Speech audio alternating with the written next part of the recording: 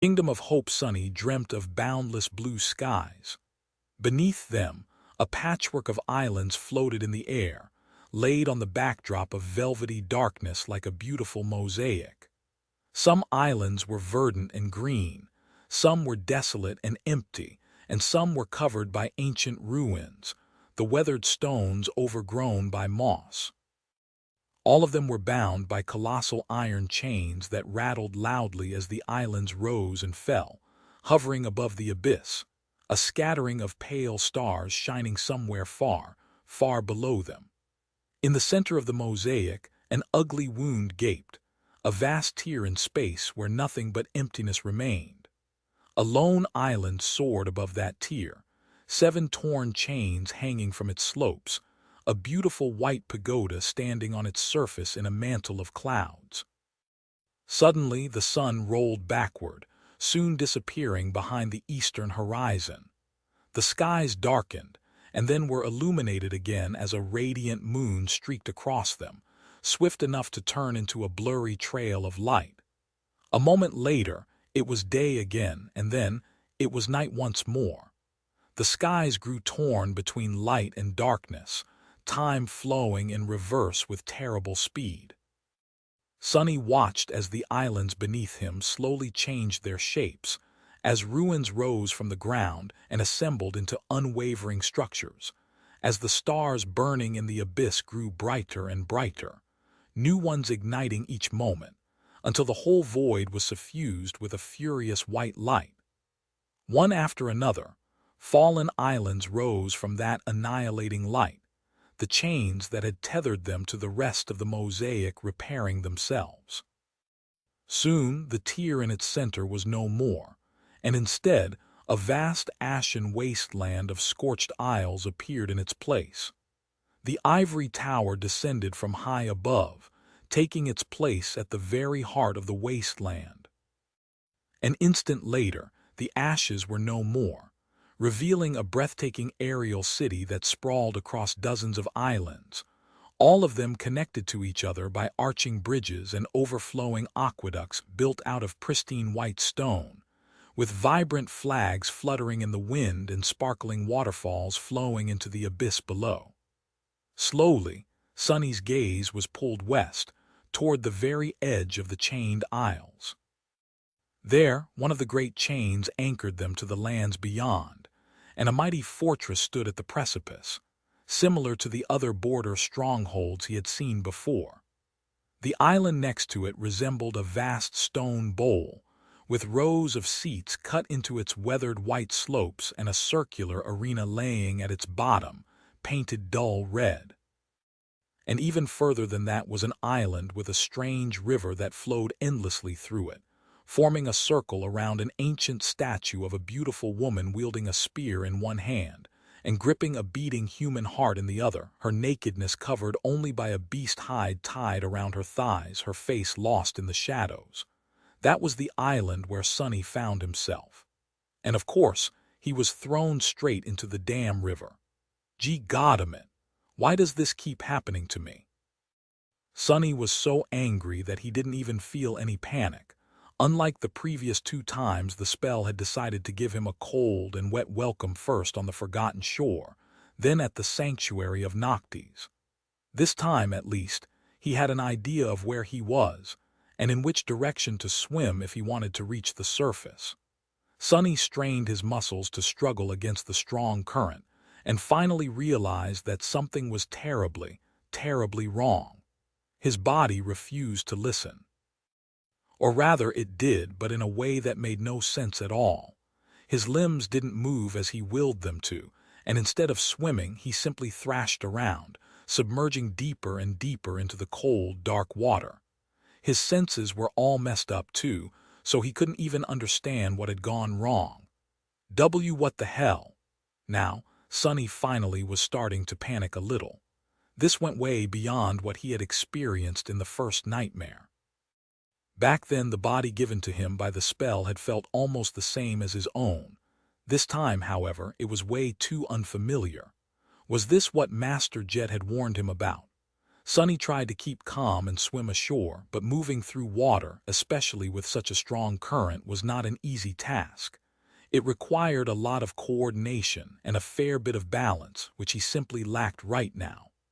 No matter what he tried to do, his efforts only made things worse. He fell deeper into the river, drowning slowly. His lungs were already starting to burn from the lack of oxygen. They also felt as weird as the rest of him. His vision was already darkening. Sonny gritted his teeth, which suddenly sent a wave of pain through his mouth and jaw, and then stopped struggling, letting the current pull him down. Then he concentrated on his shadow sense, and as soon as his body struck the rocky bottom of the river, stepped through the shadows to appear near the stone statue. Sonny fell into the grass. Coughing violently, he tried to suck in a breath of fresh air, only to find out that even that was a struggle. His lungs were refusing to work as they were supposed to, and even though he managed to inhale, it was still not enough to chase the sensation of suffocating away. What is going on, damn it? Sonny sprawled on the ground and closed his eyes, cutting off all of his senses to concentrate on trying to take control of the mess of his new body. Don't think. Thinking will only make things worse. This thing has to have instincts. You now have them, too. He cleared his mind of any thoughts about breathing in oxygen, and soon his instincts did indeed take over. It was like the story of a centipede that was asked how it walked and fell down, unable to move. As soon as Sonny stopped thinking about inhaling, his body did so on its own. Suddenly, his lungs were full of sweet air, and he was strong and vigorous once more. Oh, thank gods! Sonny did not move for a few moments, breathing deeply, and then tried to understand what type of a vessel exactly had the spell chosen for him. Before he could, however, a beautiful voice suddenly sounded above him, full of curiosity and amusement. What a strange thing you are! Sonny opened his eyes and struggled to rise to his feet, turning his head swiftly in the direction of the speaker. When he did, he froze. In front of him, kneeling near the statue, was perhaps the most beautiful woman he had ever seen. She had soft skin and a delicate, exquisite face, her chestnut hair streaming down her shoulders like lustrous silk. Her eyes were suffused with light and shone gently, like two silver stars. Sonny had seen a lot of stunning beauties in his lifetime, but no one could even remotely compare to the quiet, breathtaking grace of this stranger. Just one look at her made his heart race and his face flush. She was more like a fairy than a mere mortal, and maybe she was. The beautiful woman was wearing a simple red tunic that left her shoulders bare and wielded no weapons.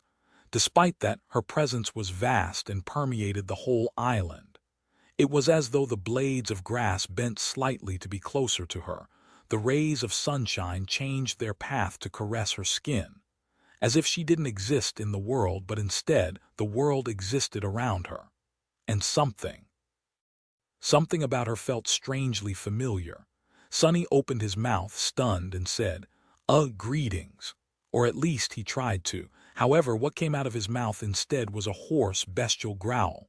What the? He tried to speak again, and once more his mouth produced a low, threatening gnarl. The woman frowned. One of Shadow God's creatures, how curious. I didn't know that there were any of you left here in the Kingdom of Hope. Sonny stared at her, dumbfounded. Then he lowered his eyes and finally looked at himself. Oh, crap! Well, at least one of his desires had come true. Sonny wasn't short anymore. In fact, he was at least 2 meters tall. The problem, however, was that he wasn't a human. His skin was light gray, the color of stone. His legs were long and digitigrade, bending backward and ending with powerful, sharp claws. He had 4 arms, each longer and stronger than that of a human, and a long, twisting tail. His face was like that of a demon, with sharp features and a mouth full of terrifying fangs. 2 curved horns were growing from his forehead, and his hair was long, black, and coarse. His eyes were fully black with no irises and 2 vertical, furious pupils. What's worse, Sonny didn't seem to possess the vocal cords of a human. He couldn't speak. Oh, crap! The beautiful woman looked at him and smiled. Her smile was dazzling and breathtaking but made Sunny feel cold and scared for some reason. "You shouldn't have invaded my lands, little creature. But don't worry, I will gift you a death most glorious. This I promise before the gods." She rose, standing tall in front of the ancient statue. "After all, I, Solving, am nothing if not merciful." Chapter 602. Swarm of shadows slowed down there. Lady Sunny tried to take a step back, but ended it staggering and almost falling down. Somehow he managed to keep his balance, crouching as his talons dug into the ground. His forearms rose, sharp claws aimed at Solving. All that talk of glory and death made him very, very tense. "Solving, wait, Solving." A low growl escaped from Sunny's mouth as he realized who was standing in front of him. So this beautiful, graceful woman, she was the ghastly living corpse he had destroyed in the cargo hold of the crashed ship. Or rather, would be. He had traveled into the past of the Chained Isles, after all, or at least an illusory reenactment of it.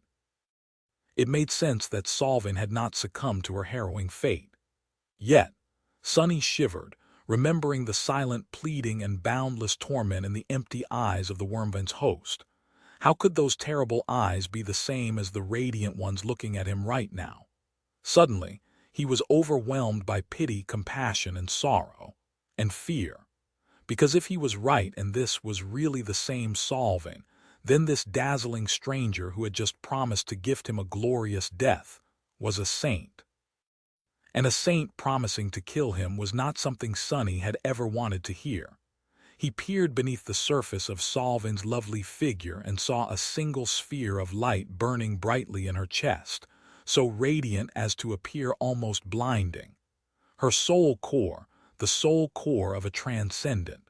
His vertical pupils narrowed, a single thought ringing in his mind: run. Sunny felt that his body was much more powerful than his own, inhumanly so, but without knowing how to properly control it, outrunning a saint was out of the question, if it had ever been. So his only hope was shadow step. He already started to fall into the shadows when a beautiful silhouette suddenly appeared near, a graceful hand falling from above to grasp one of his arms into an iron grip. If not for bone weave, his wrist would have shattered like glass. The hold of a saint was as inevitable and inescapable as death. Sunny couldn't escape into the shadows anymore, and summoning any memory would have taken too long to be of any use, all except for one. A ghostly stiletto suddenly appeared in his trapped hand and awkwardly shot upward, leaving a thin scratch on Solving's perfectly smooth, silky skin. She glanced at the scratch, which was slowly welling with blood, a single crimson drop falling on the verdant grass. Her luminous eyes glistened. This fate, then, a sacrifice of blood was made on the altar of war. Little shadow spawn, how special you are. Ah, so be it. With that, she smiled radiantly. In the next moment, her other hand moved forward, and before Sunny could even feel fear, the world exploded with pain and then turned utterly dark. Shadows, shadows. Sunny was surrounded by shadows. Some were close to him and some were far. Some were small and some were large. Some moved and some were still. He was one of the shadows, too. No. Not one, a swarm of them. A legion of shadows, all hidden in one vast and lightless soul. Silent and tranquil, free of all burdens, free of all desires, free of reason and will. For now, my head hurts. Slowly, Sunny regained his senses. The first thing he felt was pain, and then the steady beating of his hearts. Hearts. Yes, apparently he had two now, as well as 4 lungs. His body was heavy and unfamiliar, too large, too cumbersome, and too strange.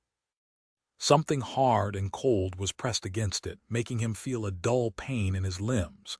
His head ached, too, as if he had been struck on it hard enough to shatter a weaker skull. Well, he had been, had he not? The breathtaking beauty Solving hit him. She killed him.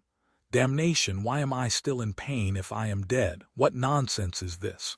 Full of outrage, Sunny tried to chase the pain away, but it remained. Why wouldn't it disappear? It wasn't supposed to torment him still.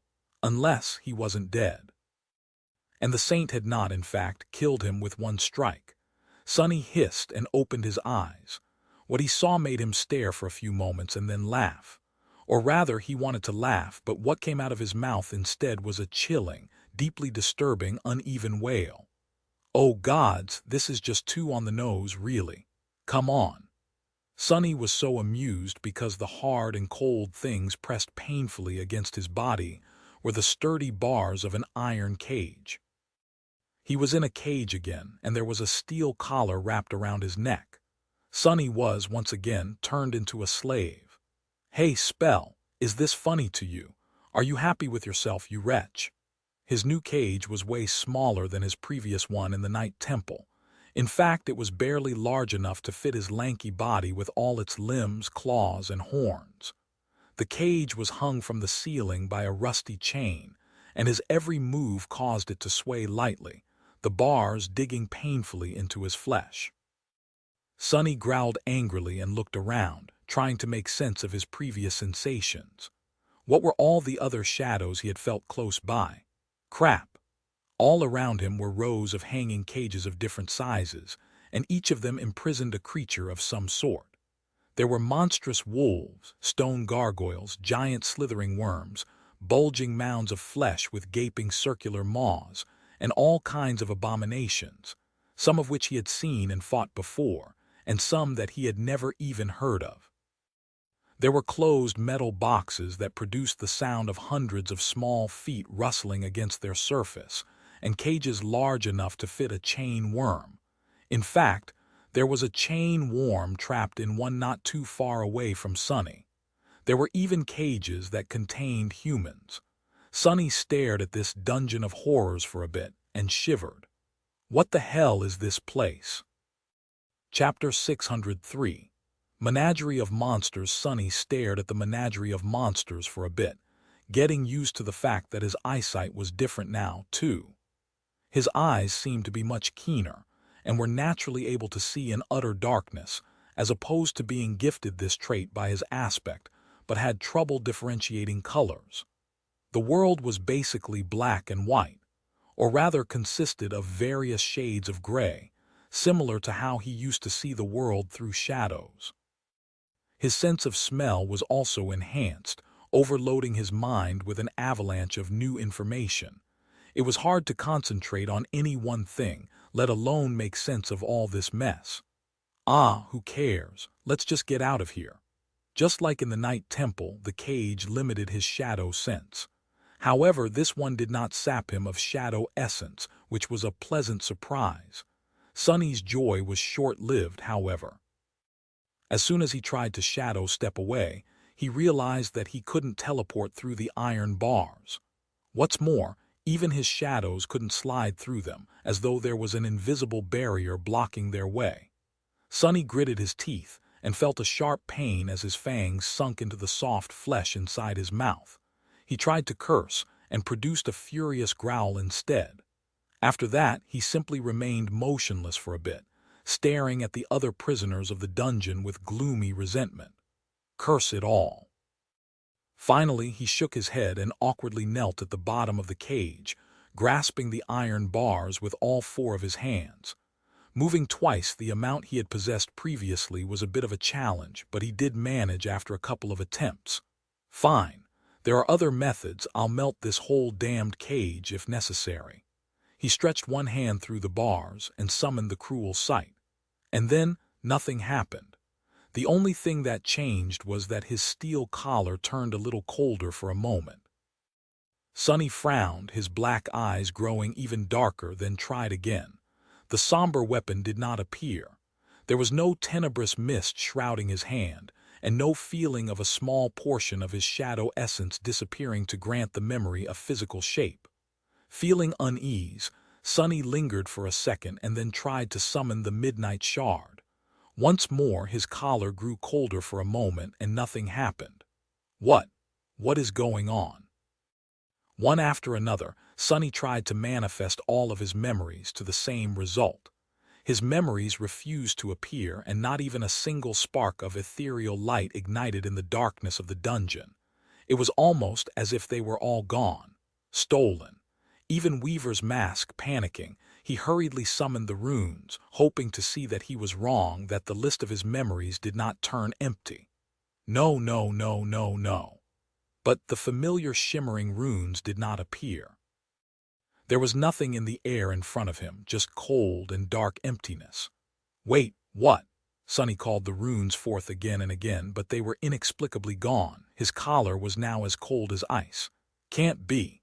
It was almost as if he was completely cut off from the spell. When the realization hit him, Sonny leaned heavily on the bars of the cage and remained motionless for a while, utterly stunned. What kind of a nightmare was that?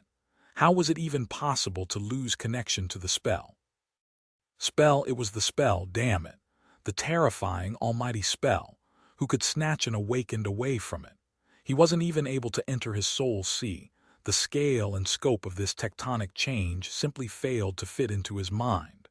Sonny had spent so long living with the spell that he almost didn't remember what existing without it felt like. It was as though an integral part of his being was suddenly taken away, leaving him hollow and incomplete. I don't understand. He was still trying to cope with this new reality when heavy footsteps suddenly resounded in the ghastly dungeon. Raising his head, Sonny saw a giant of a man walking between the hanging cages, his powerful figure radiating a sense of vast, solemn strength.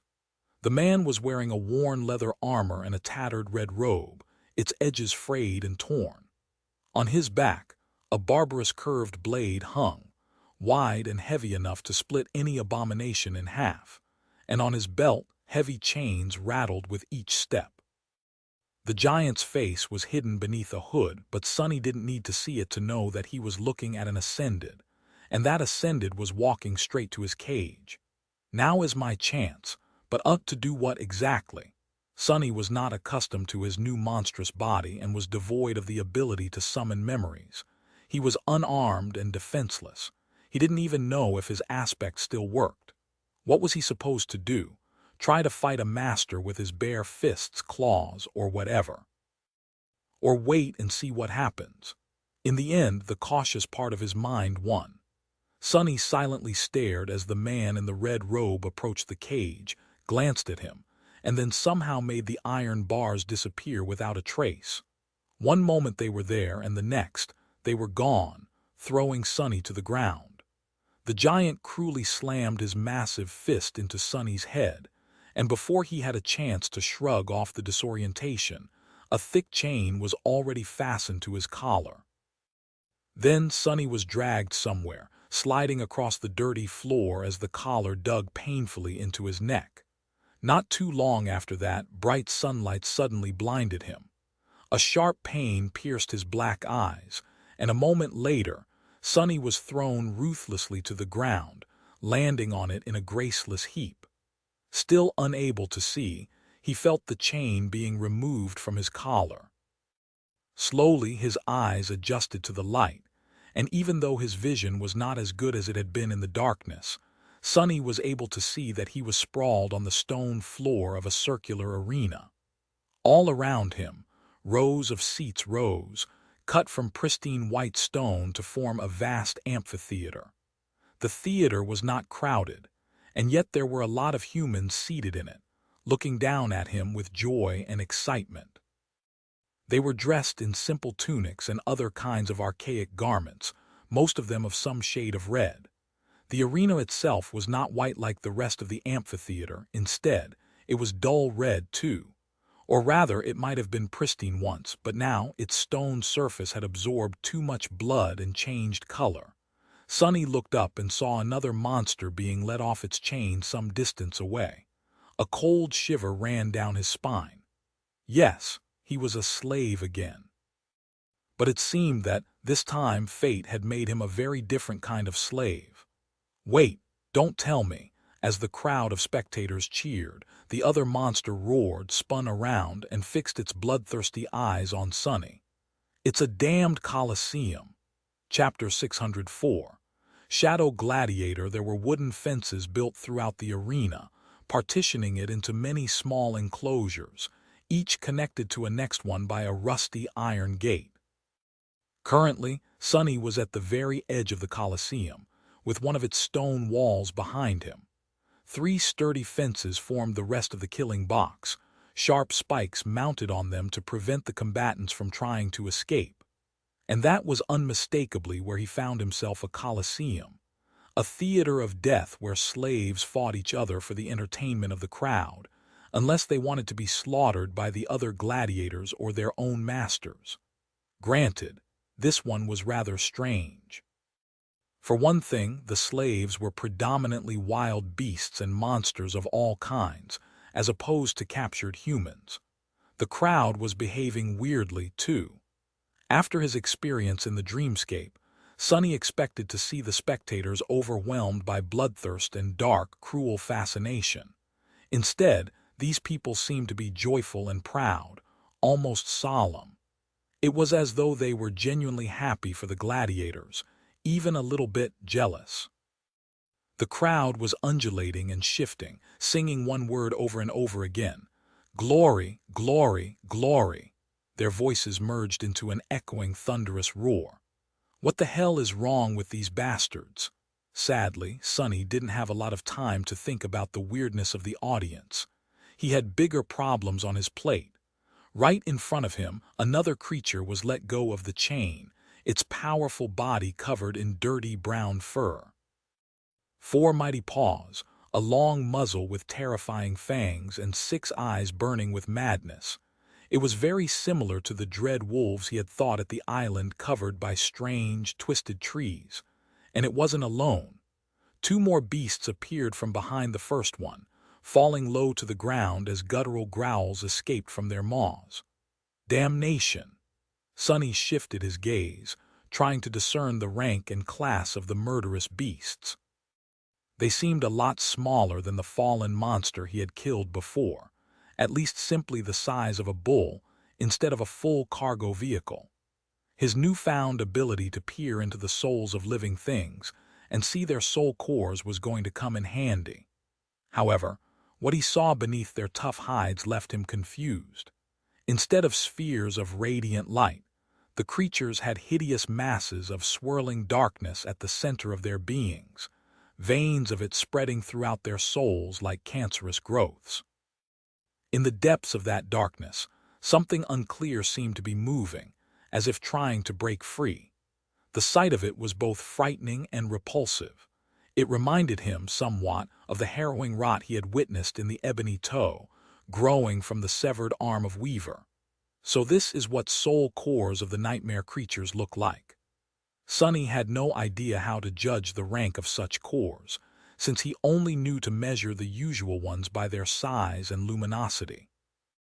The growths of darkness in the dread wolves seemed to have 2 swirling nods each, which at least told him that they were mere monsters. Not that it helped him very much. How was he supposed to fight against 3 monsters while barely being able to stand upright in this new, unfamiliar body? Curse it! He was also not at all happy with the fact that this gaunt and powerful body was standing more than 2 meters tall, devoid of any fat, and stark naked, with all his stuff hanging loose for everyone to see, or bite off. Plus, there were a lot of women in the crowd. Hiding his discomfort, Sonny stared at the wolves, his black eyes full of menacing resentment. His lips parted, revealing sharp fangs that were in no way inferior to that of the monstrous beasts. A low growl escaped from his mouth. Come on, look how big and scary I am. You wouldn't want to fight a scary demon like me, would you? One would have to be insane to attack such a monstrosity. Sadly, this was exactly what nightmare creatures were. Insane, the wolves lunged forward, madness burning in their bloodshot eyes. Their maws opened, foam glistening on jagged fangs. The crowd roared. Damn it all!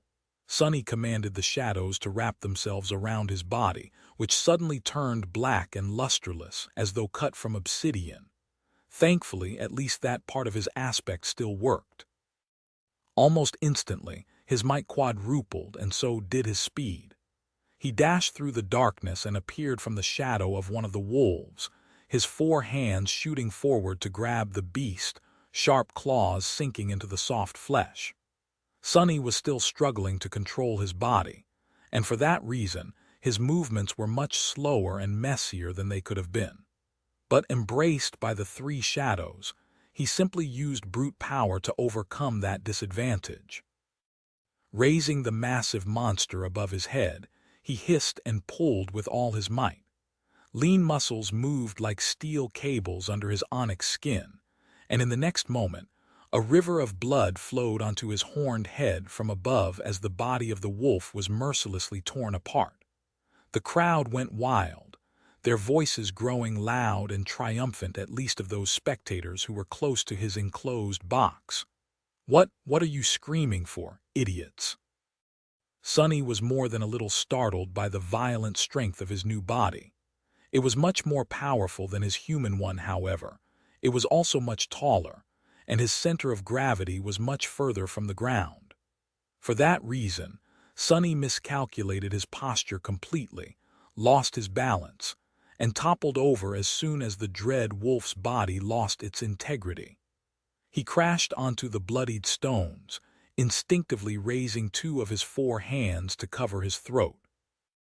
Almost instantly, one of the remaining two monsters was upon him, its maw opening wide before closing around his neck like a crushing bear trap. Luckily, Sonny's arms were already in the way, so instead of tearing his throat open, the wolf only managed to bite into them, sharp fangs burrowing through tough skin, piercing flesh and scraping against bone. Overwhelmed by the explosion of terrible pain and the sudden fall, Sonny momentarily forgot how to control his limbs and operate the shadow demon's body. The second wolf jumped on him, tearing his abdomen with long claws. Arg! Not good, this was not good. He was pinned to the ground, defenseless, seconds away from being disemboweled and having his head torn off. And he couldn't even remember how many hands he had and what to do with them. Sonny shuddered, then opened his mouth and roared. His bestial scream washed over the wolves, momentarily stunning them. Then he moved his two upper hands, grasping the first wolf by the jaws, and simultaneously threw his lower arms around the second one. Twisting his body, Sonny threw the monster digging into his abdomen off and pinned it to the stones, at the same time pushing the maw away from his neck. Growling menacingly, he pulled the jaws of one of the monsters apart, while crushing the other in a devastating embrace. The three of them struggled furiously for a few moments, more and more gashes and lacerations accumulating on Sonny's body. The pain flooded his mind, clearing it of all unnecessary thoughts. All that remained was a cold and murderous will to kill. He strained the muscles of his demonic body to the limit, and finally felt the spine of one of the wolves snap in his embrace, and at the same time, the lower jaw of the other one separate from its skull. A pitiful wail assaulted his ears, and he threw the paralyzed monster away, ripping the other's jaw off entirely. Both wolves fell to the ground, while Sonny was finally able to rise. His fists came down like sledgehammers, crushing the skulls of the abominations into paste. The massive bodies of the nightmare creatures shuddered and then grew still. Sonny was left kneeling, his chest rising and falling heavily. His naked body was covered in deep lacerations and blood, most of it not his own. His eyes were as black as the bottomless abyss of the sky below, and his four hands hung low, claws marred with strands of brown fur, bone dust, and disgusting grayish-red sludge. The crowd cheered loudly, more spectators starting to pay attention to his box with disturbingly joyful and sincerely pleased expressions on their faces. Sonny sucked in the air into his four lungs, his two hearts beating wildly, and slowly rose to his feet. He scowled, painfully aware of the absence of the familiar voice announcing his kills. The spell was silent. Now what? As though to answer his question, a rattling of chains resounded from somewhere up ahead, and then the rusty iron gate in the front fence of the box rose, opening a path to a new one, this one closer to the center of the arena and permeated with the smell of death even more. Sonny stared at the newly opened path with a bleak expression, then let out a low growl and walked toward it, now acquainted with his towering body a little bit better. Damned solving. That witch. I am going to kill her again, I mean. Anyway, she's going to answer for everything before the nightmare is over. This, I promise before the gods. Radiating a menacing aura of anger and resentment, Sonny passed beneath the rusted gates and entered the second box. Chapter 605. Hideous Demon. As Sonny was walking toward the next enclosure, he had a few seconds to think. The first thing he realized was that, despite the fact that the spell remained silent, he had in fact received the shadow fragments from the 3 dread wolves. The feeling of his cores and thus body growing a tiny bit stronger was there, even though it was hard to sense the minuscule change in all the chaos. Strain. This is all so strain. His connection to the spell seemed to be gone, cut by the steel collar on his neck, and yet not all of his powers disappeared. Sonny couldn't access his soul see and summon memories or runes, but he still possessed the ability to absorb fragments. He was also able to command his shadows to augment his body as well as use Shadow Step, even though its range seemed to be limited by the walls of the arena. What did it all mean? Well, from the look of it, while the spell was gone, his aspect remained. There was a lot of meaning hidden in this simple fact, but Sonny had no time to unpack it.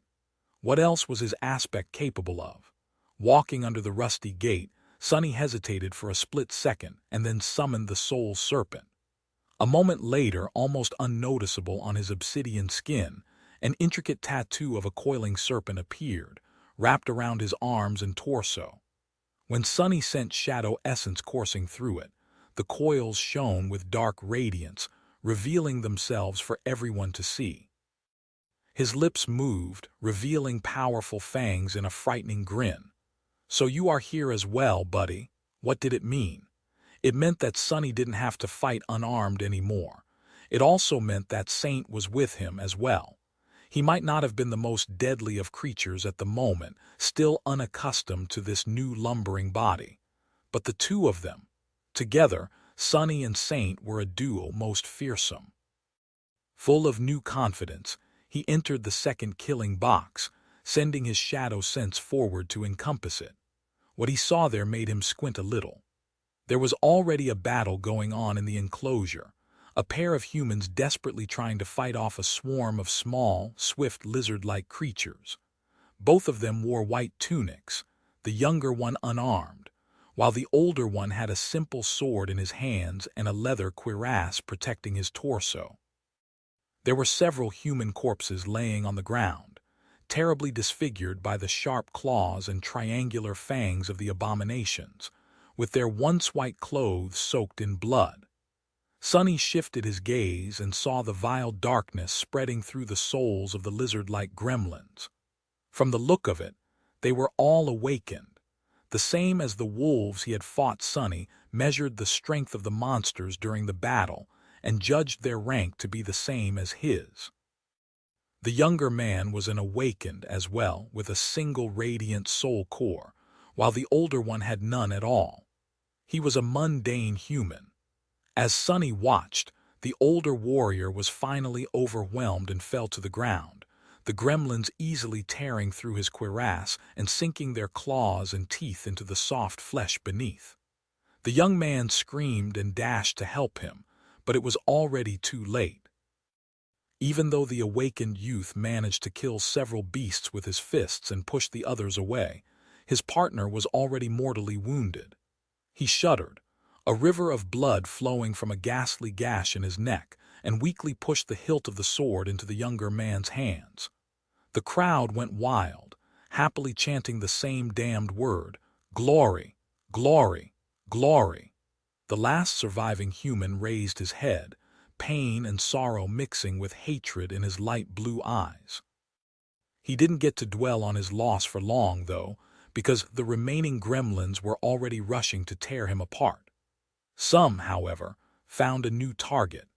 Sonny grunted and tried to control his body as precisely as possible. He didn't command the soul serpent to assume the form of a weapon or summon saint yet, preferring to keep his cards hidden, For now, the lizard-like abominations did not seem too dangerous anyway. At least not with their remaining numbers and their attention split between two targets. Curses! The four-armed demon's gaunt body was too tall, heavy, and unwieldy. Every motion required more effort and was slower than he was used to. Even though there was inhuman strength in the shadow creature's steel muscles, which was supposed to translate into explosive speed, dragging so much mass around was still different from operating a small and slim human body he had possessed before. Who would have thought that I would miss being short one day? 4 gremlins jumped at Sonny at the same time, more of them lagging a second behind. Their narrow eyes shone with rabid bloodlust, and their jagged claws were aimed at his flesh, lusting to rip it apart. Wrapped in shadows, with the coils of the soul serpent shining darkly on his skin, Sonny took a step forward and caught all 4 creatures from the air, then slammed their skulls against each other, crushing them. Even though he was having trouble controlling his new body, how could these beasts ever hope to survive a battle against a demon? And a very special one at that. Sonny bared his teeth and lunged forward, a low growl escaping from his mouth. His forearms moved, crushing flesh and bone. Several beasts managed to slip past his assault and sink their claws into his thighs, one even trying to bite off a big chunk of flesh. Sonny hissed from pain and crouched, using his claws to rip 4 more gremlins apart. There was no free hand to finish off the last one, so he simply bit off its arm with his sharp fangs, feeling the bone crunch and the disgusting taste of corrupted blood on his tongue. Arg, I'm going to vomit. Sonny spit a mouthful of fetid, dark blood and silenced the shrieking creature with a bone-shattering backhand slap. Suddenly, the box became deathly silent. He groaned, overwhelmed by pain for a moment. The damned abominations had died rather easily, but not before doing a lot of damage. He might have overestimated his newfound prowess, or underestimated the gremlins due to their small stature and frail frames. The irony! Sonny gritted his teeth, this time careful not to pierce his own lips by doing so, then wiped his face and straightened. Finally, he glanced in the direction of the remaining group of abominations.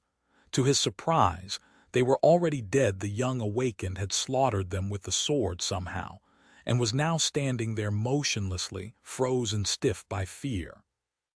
The youth was staring at him with a pale face, eyes wide with terror. Then he took an unsteady step back and whispered, "Oh gods! Lord, protect me against the hideous demons of the night." Sonny looked down at him from his immense height, his cobalt-black body covered in terrible wounds and blood, more streaming from between his sharp fangs. He suppressed the desire to roll his eyes. Hideous. Rude, Chapter 606. Fate of a Slave. Sonny glanced down at the young man, then slowly moved toward him. The awakened shuddered and took another involuntary step back, then gritted his teeth and lowered his stance, raising the sword into a proper defense position. "Lord, shine then light upon me. Let my soul burn unextinguished, as the sun can never be extinguished. I've seen suns fade away and disappear before. Never say never, fool." Sonny listened to the strange prayer and allowed one of his shadows to slide off his menacing body, flowing to the ground like a dark veil. After that, he hissed from pain and stopped near a mangled human corpse. He stared at the trembling youth for a few moments and then bent down, stretching his hands toward the body. The young man flinched and fell silent, then shouted, "Get your vile hands away from him, demon." Sonny ignored the awakened and used his claws to rip the white tunic off the corpse. Then he straightened and glanced at it with displeasure, his black eyes narrowing. This one was not too dirtied by blood, but sadly, its previous owner was of a normal size for a human. As such, the tunic was way too small for Sonny's new towering body. He snarled and then tried to tie the tunic around his waist like a makeshift loincloth. There was a big problem, though: his tail. Sonny froze, somewhat confused about what to do. Then he awkwardly tore a hole in the tunic and made another attempt, this one, thankfully, successful. With his nakedness finally covered, he instantly felt better and turned his attention back to the trembling youth. The young man was staring at him with wide eyes, periodically glancing at the unceremoniously disrobed corpse at his feet. Finally, he opened his mouth. You barbarous beast! Have you no shame?" Sonny grinned, revealing 2 rows of sharp fangs and 4 long, terrifying canines. In the next moment, though, his smile dimmed because there was suddenly a familiar pressure rising in his mind. So his flaw remained as well. Damn it! He hesitated, then slowly shook his head. Instantly, the pressure disappeared. Figures, I can't escape the damned curse even if when I'm mute. How is this even fair? The awakened blinked. No, of course not. Why would a demon know shame? Wait, you can understand me. With the spell gone, its magical ability to translate any language in the nightmare was gone, too. However, Sonny found himself able to discern what the young man was saying, as well as the only word the spectators seemed to know, even if it demanded some effort. The language they spoke was not exactly the same as the ones he had learned before, first in the academy and later during his travels in the dream realm, but similar enough to make out some of the words. He was able to deduce the rest. Sonny stared at the youth from above, then nodded darkly. The young man blinked. "Wait, you are not one of the corrupted, then? What kind of a creature are you?" Sonny scowled. The word meant something that was tainted, infected, changed, and perverted, a being cursed with some form of corruption. But what exactly was the awakened asking? Was he referring to the nightmare creatures, perhaps? He hesitated, then shook his head again and pointed to the coils of the soul serpent glistening on his skin. The youth frowned, confused. A snake, a serpent. Can that demon be Shadow's kin? No wonder the warriors hunted him down, then their god and Shadow are old enemies. Is he talking to me, or to himself? Sonny lingered for a moment, then took a step forward. The awakened flinched, torn away from his pondering, and raised his sword higher. "Stay away, demon, or I will." He felt silent when the gaunt, towering monstrosity walked past him with absolute indifference. Sonny wasn't going to fight the youth, unless the fool chose to attack first, of course. Made into a gladiator or not, he was not going to play the part of an obedient slave. He had no qualms with killing humans, but not to satisfy anyone's thirst for entertainment, especially not of anyone wishing to be his owner. They would have to come down in person if they wanted to force him. He studied the dead humans. Men, women, young and old. The only thing in common they had was the color of their white garments. Some had been unarmed and some had wielded weapons. The weapons were what he was really interested in. There was a couple laying on the red stones, none of them bearing any enchantments. He picked up a battle axe, glanced at it, and then threw it back to the ground. What was the point of having a mundane weapon? His claws were sharper and far more devastating. Luckily, the young man seemed to have decided against using the sword against him, too. He just stood there, staring at the corpses, a dark and inconsolable expression on his face. The steward of the arena, whoever that was, did not seem to want them to kill each other as well. With a sound of scraping metal, another rusty gate rose, opening the path to the third box, this one even closer to the center of the Colosseum. Sonny and the young awakened glanced at each other warily, and then walked toward the gate together. Sonny's next cage was larger and more comfortable. Well, he at least could stand up straight in it. Not that he was in any mood to do so. In the end, he had been forced to fight his way through 7 killing boxes, the last circular one at the very heart of the Colosseum. In each box, a new nightmare creature, or a group of them, awaited those abominations who had prevailed in their own battles at the outer circles of the arena. In this way, only the strongest and the most ferocious of the enslaved creatures had a chance to reach the center. The further they went, the louder the cheers of the spectators became, and on the final stage their salvation awaited. kill the final enemy and get the chance to live another day, only to be forced to go through this meat grinder again, undoubtedly. Collecting more wounds, more kills, more glory. Sonny had received a lot of injuries. As for the glory, he wasn't so sure. Currently, he was sprawled on the bottom of a hanging cage, his body a map of gashes, lacerations, and bruises. Everything hurt, but at least he wasn't bleeding. That was the benefit of losing his chance to receive Shadow God's lineage. He was slowly healing. In the cage next to him, the awakened with light blue eyes sat, an empty and hollow expression on his smooth, youthful face. The young man had somehow managed to survive as well, but grew quiet and despondent after they were brought back to the dungeon. Sonny didn't blame him. He was a bit desperate, too. Yes, they had survived today, but just barely, and who knew how many such days there were going to be in the future. Somehow, he had a disturbing feeling that once someone had entered the arena, they never left it alive. Sonny closed his eyes, exhausted. So what if his fate was to die as a slave in this cursed Colosseum? Fate was not something immutable. It was just very, very hard to change. Was he or was he not the heir to the demon of fate? If anyone could do it, it was him. Chapter 607. Shifting sand caged in the darkness, Sonny had a lot of time to think. All around him, a horde of nightmare creatures waited for their turn to be slaughtered in the blood-soaked arena, a few unfortunate human slaves among them. Here in the nightmarish dungeon, both abominations and people were the same, equal in the face of inevitable death. His thoughts returned to the very start of the trial, to the announcement the spell made. 5 brave ones. Someone else had entered the nightmare with them, and Sonny had a good idea who. Mordred, the Prince of Nothing, still lived against all odds and had found a way to reach his goal. Perhaps his reflection had hidden in the eyes of Saint Cormac, and then slid unnoticed into either Effie's or Kai's. Was one of his friends dead? No, that didn't make sense. If Mordred had devoured one of the souls aboard the ancient flying ship, then someone would have noticed.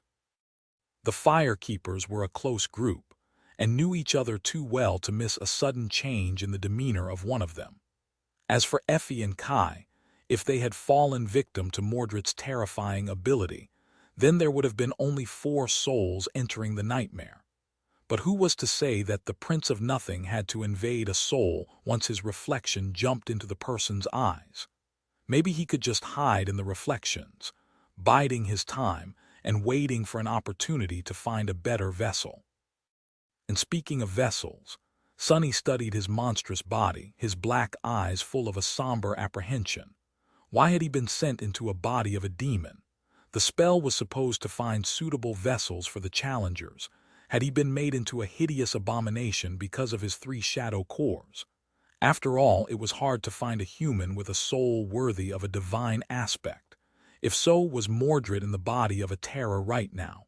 Hidden in the darkness, Sonny shivered. Yes, this was most likely the case. This fact had the potential to either reveal itself to be a blessing or a curse. In theory, all 5 of them had the same goal: to resolve the conflict of the nightmare and ascend. So, having a terror fight on their side would be a boon, no matter how much resentment Sonny had for the bastard. He also suspected that Mordred wielded the ivory knife, increasing their chances of success even further. But Sonny also remembered what Master Jet had told them. Not all of the awakened trying to conquer the trial of the spell had to pursue the same goal. Sometimes, their solutions and ideals clashed, making them enemies. The idea of having Mordred as an enemy in this already insurmountable hell scared him. The Prince of Nothing was maybe the most dangerous opponent he had ever faced. Would Mordred turn on the other 4 humans that had entered the seed? It was impossible to tell. He was not cruel for the sake of cruelty, and was not nearly as insane as everyone seemed to think. His hatred was directed toward Valor and not them. But at the same time, Sonny could not say that the banished prince was completely of sound mind. Something about him, When Sonny looked Mordred in the eyes, it felt as though something was missing in them.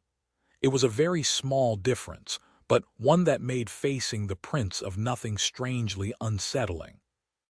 Mordred was a wild card, one whose actions Sonny simply could not predict.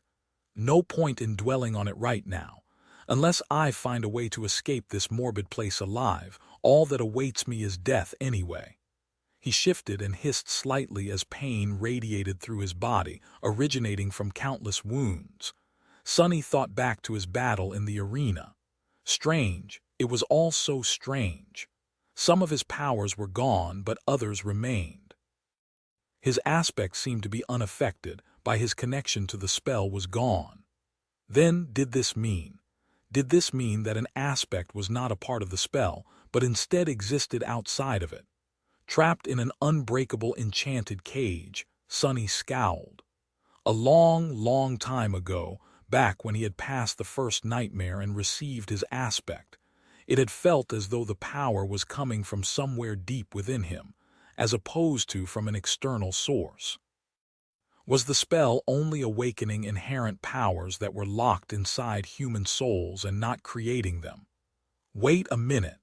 Come to think of it, Oro of the Nine had claimed to be an awakened, and while the youth sitting silently in the nearby cage had not said it, he was an awakened too. But in this ancient past, the gods were still alive, and so were the demons. Their terrible war had not started yet, and Weaver had not disappeared to create something that would spell doom for both the 6 gods and the 6 demons, to create the nightmare spell. If Sonny's suspicions were correct, of course. That meant the nightmare spell had not even existed yet in this era, but awakened did, as well as nightmare creatures, or the corrupted as the youth had called them. Sonny's vertical pupils narrowed. Were the nightmare creatures not created by the nightmare spell as well? What the hell? The very idea seemed strange and ridiculous. The spell had appeared in the waking world, causing the first nightmare creatures to be made from the bodies of those infected by it, and for the first generation of the awakened to be born. It summoned those awakened into the dream realm, which was populated by the abominations, and pushed them toward seeking out and challenging the seeds of nightmares. Unless a seed was conquered, it eventually opened a path for more monsters to enter reality. The very idea of nightmare creatures, aspects, and awakened was inseparable from the spell. And yet somehow it was. What? What does it all mean? Sonny ground his fangs, overwhelmed by a myriad of thoughts and a lot of confusion. It seemed as though the very foundation of his worldview had suddenly turned out to be built on shifting sand. He closed his eyes and scowled, feeling a dull headache approaching, then raised 2 hands and rubbed his face, careful not to slice it open with the claws. Suddenly the cage next to his swayed. The young awakened stood up and grabbed the bars, staring into the darkness. A few moments later he said hoarsely, "Demon, hey demon, wake up, they're coming."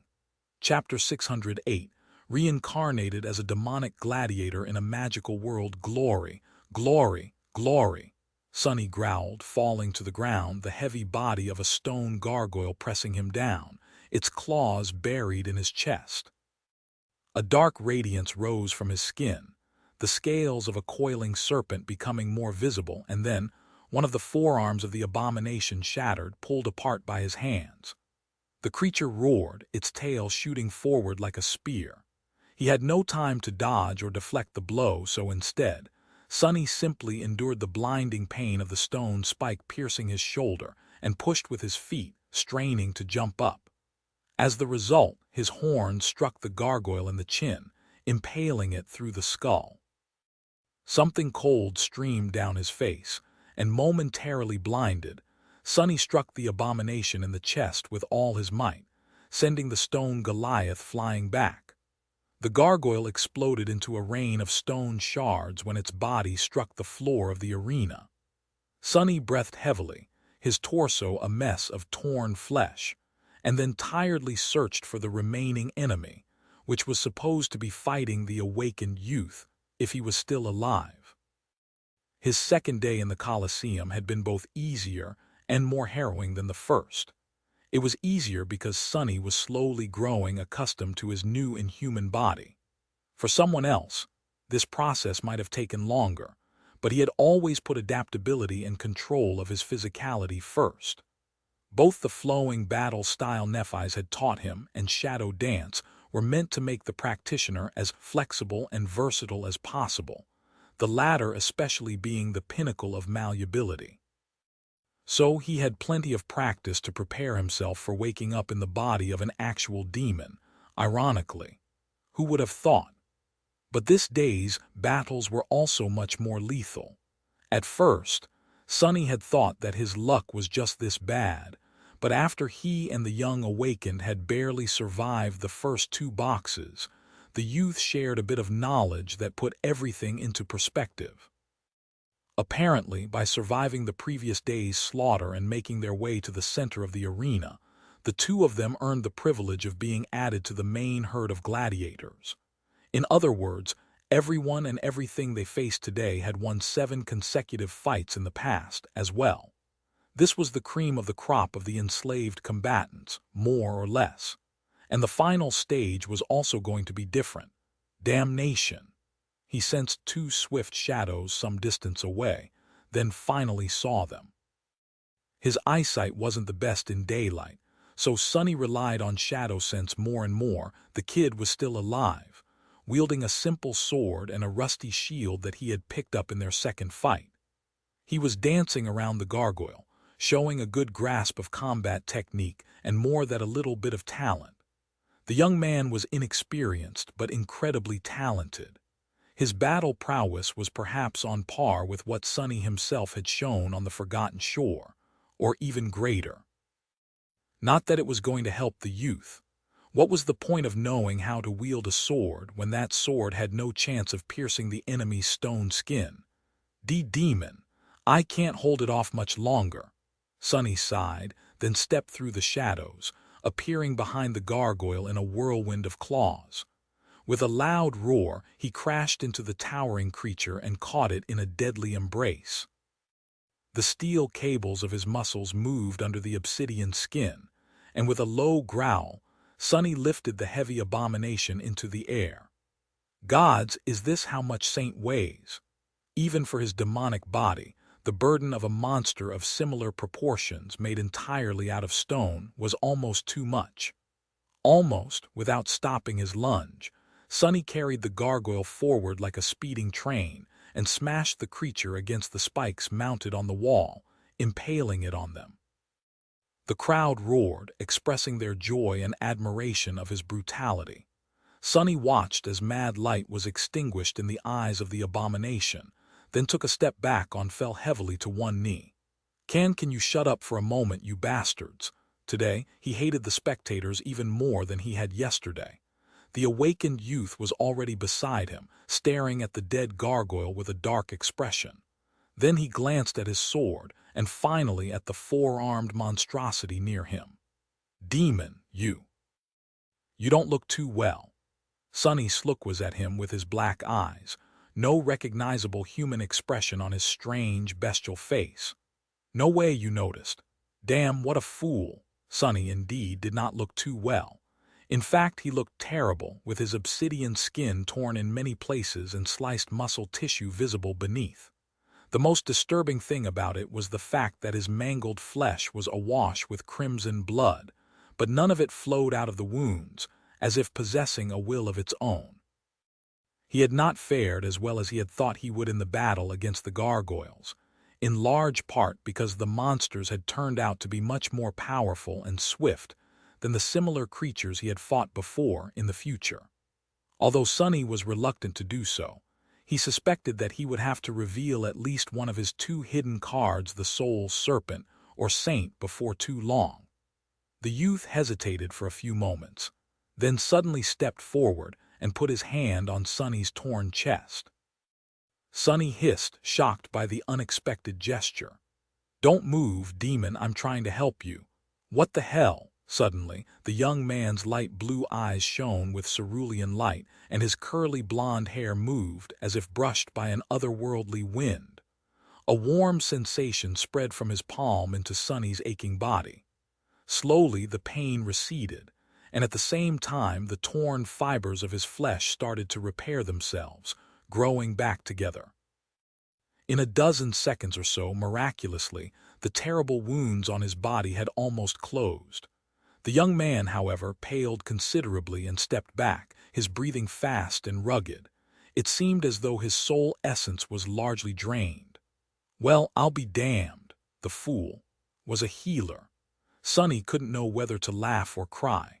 On one hand, awakened healers were incredibly rare, and having one as his only ally was of tremendous benefit.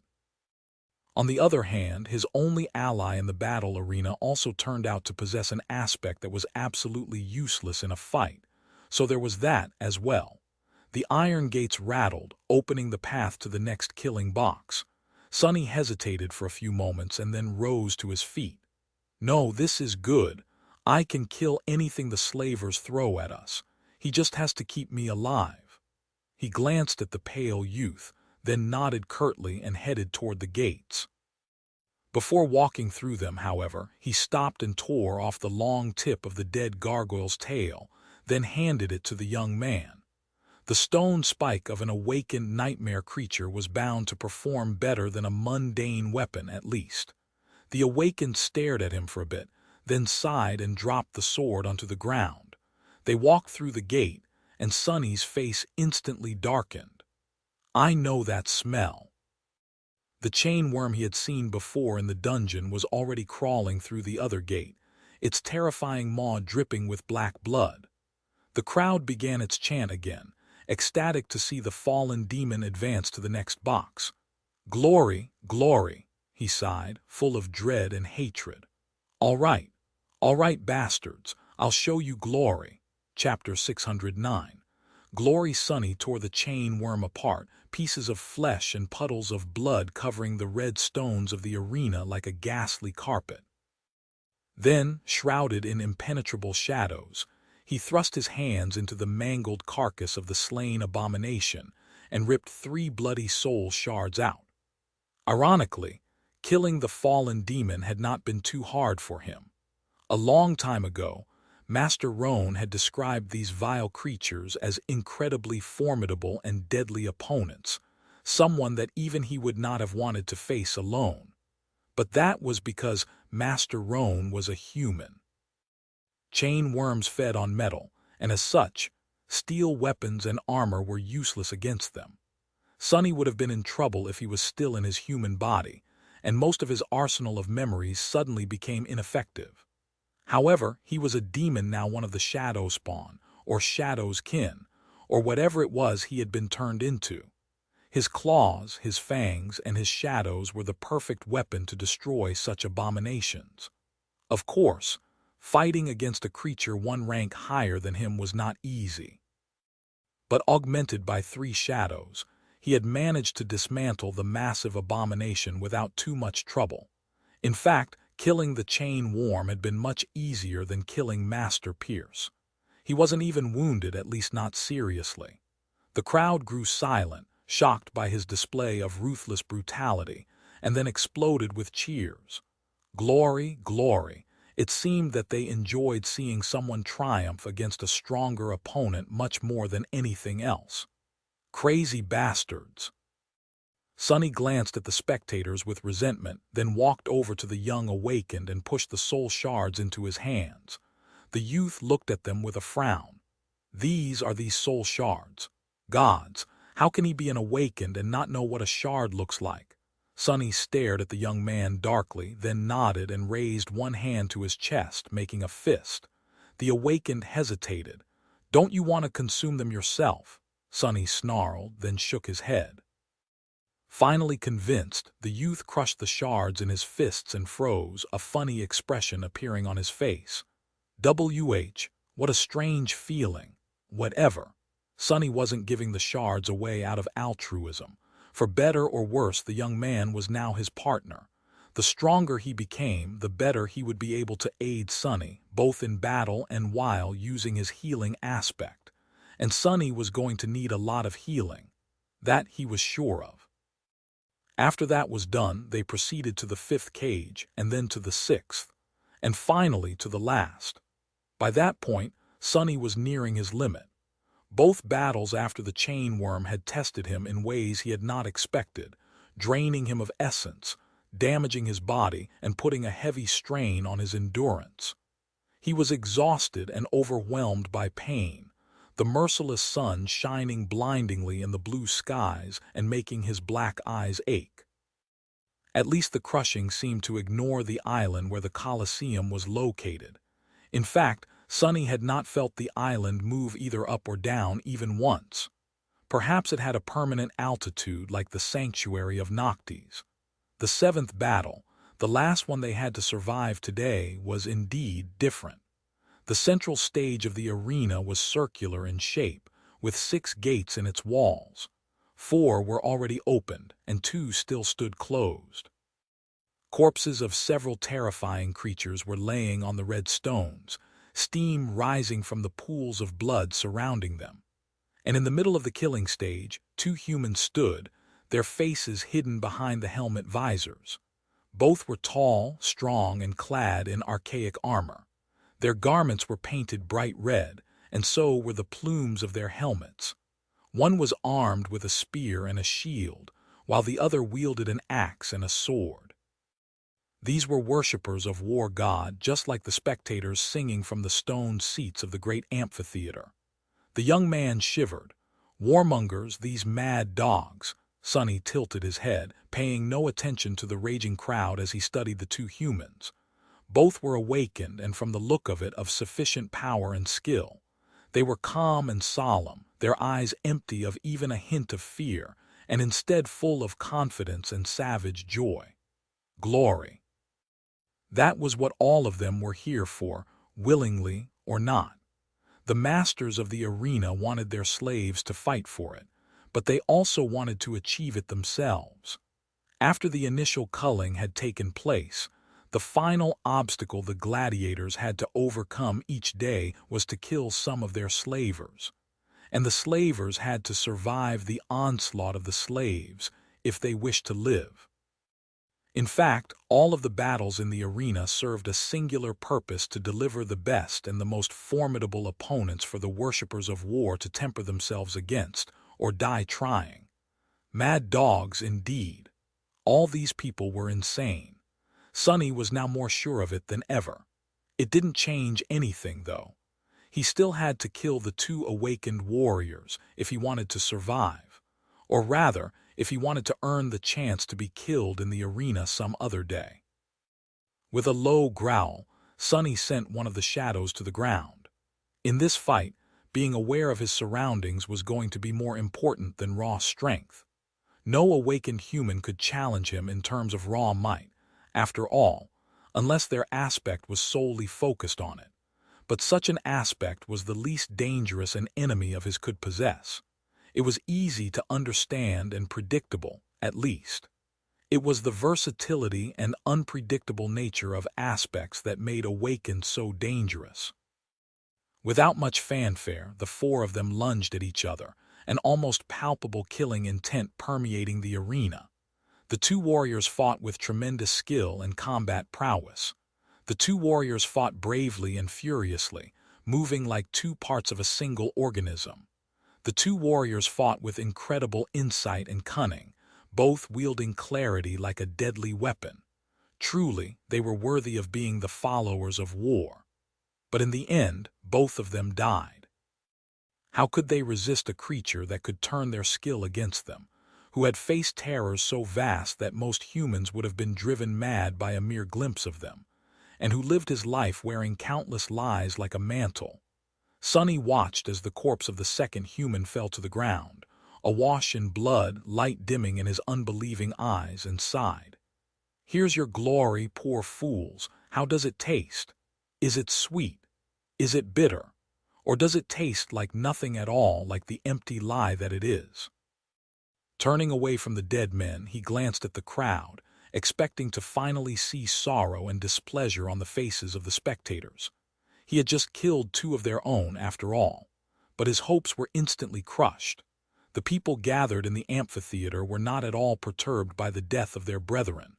Instead, they were even more excited, pride and joy gleaming on their faces.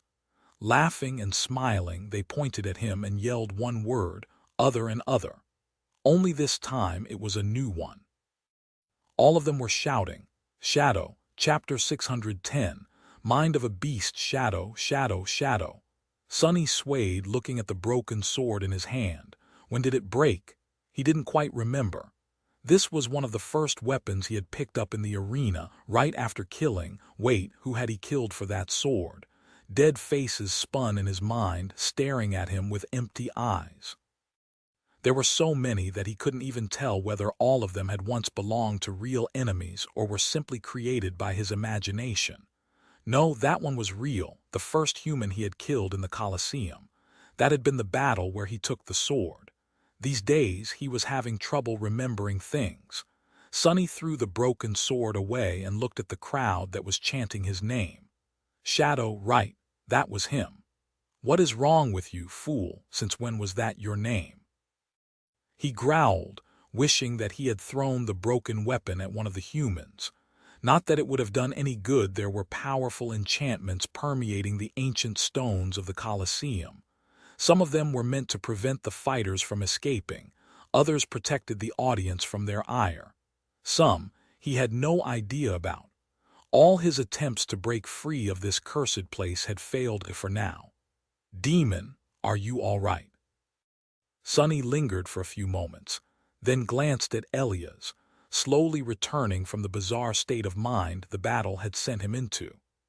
The young man was looking at him with a strange expression on his face, a bit of apprehension hiding deep in his light blue eyes.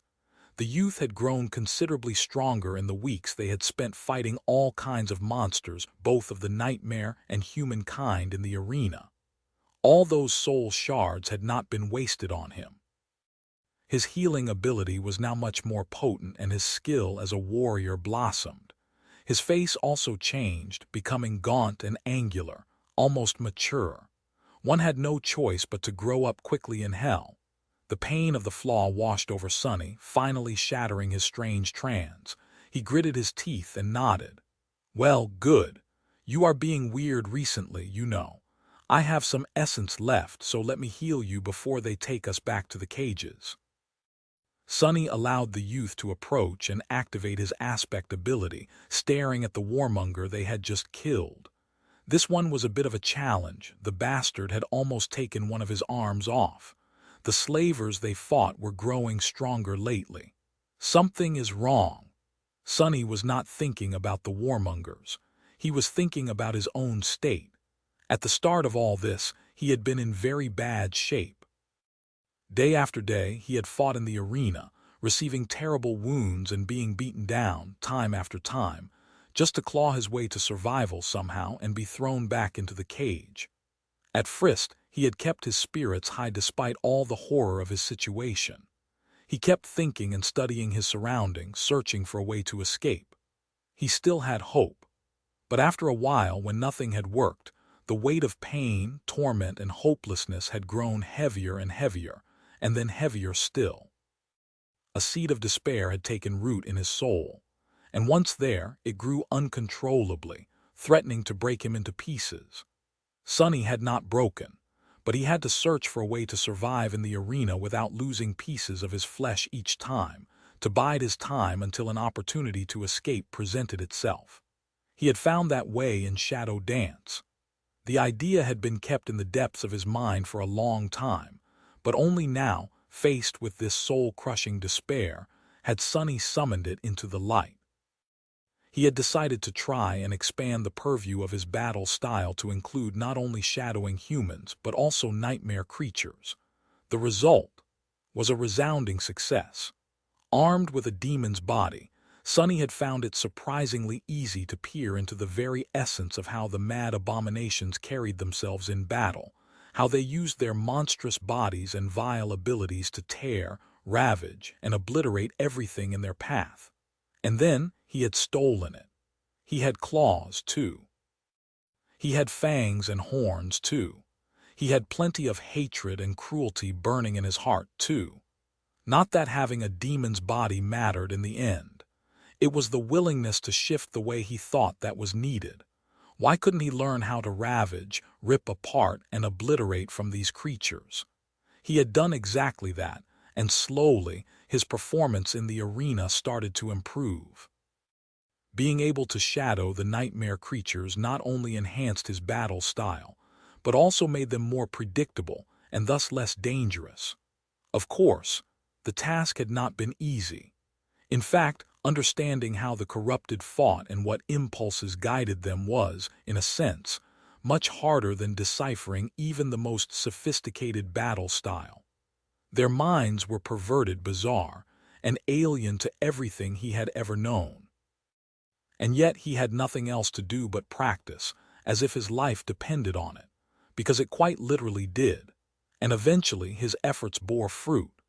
Sonny couldn't quite remember when he had made a breakthrough, but at some point he found himself being able to understand the nightmare creatures much better.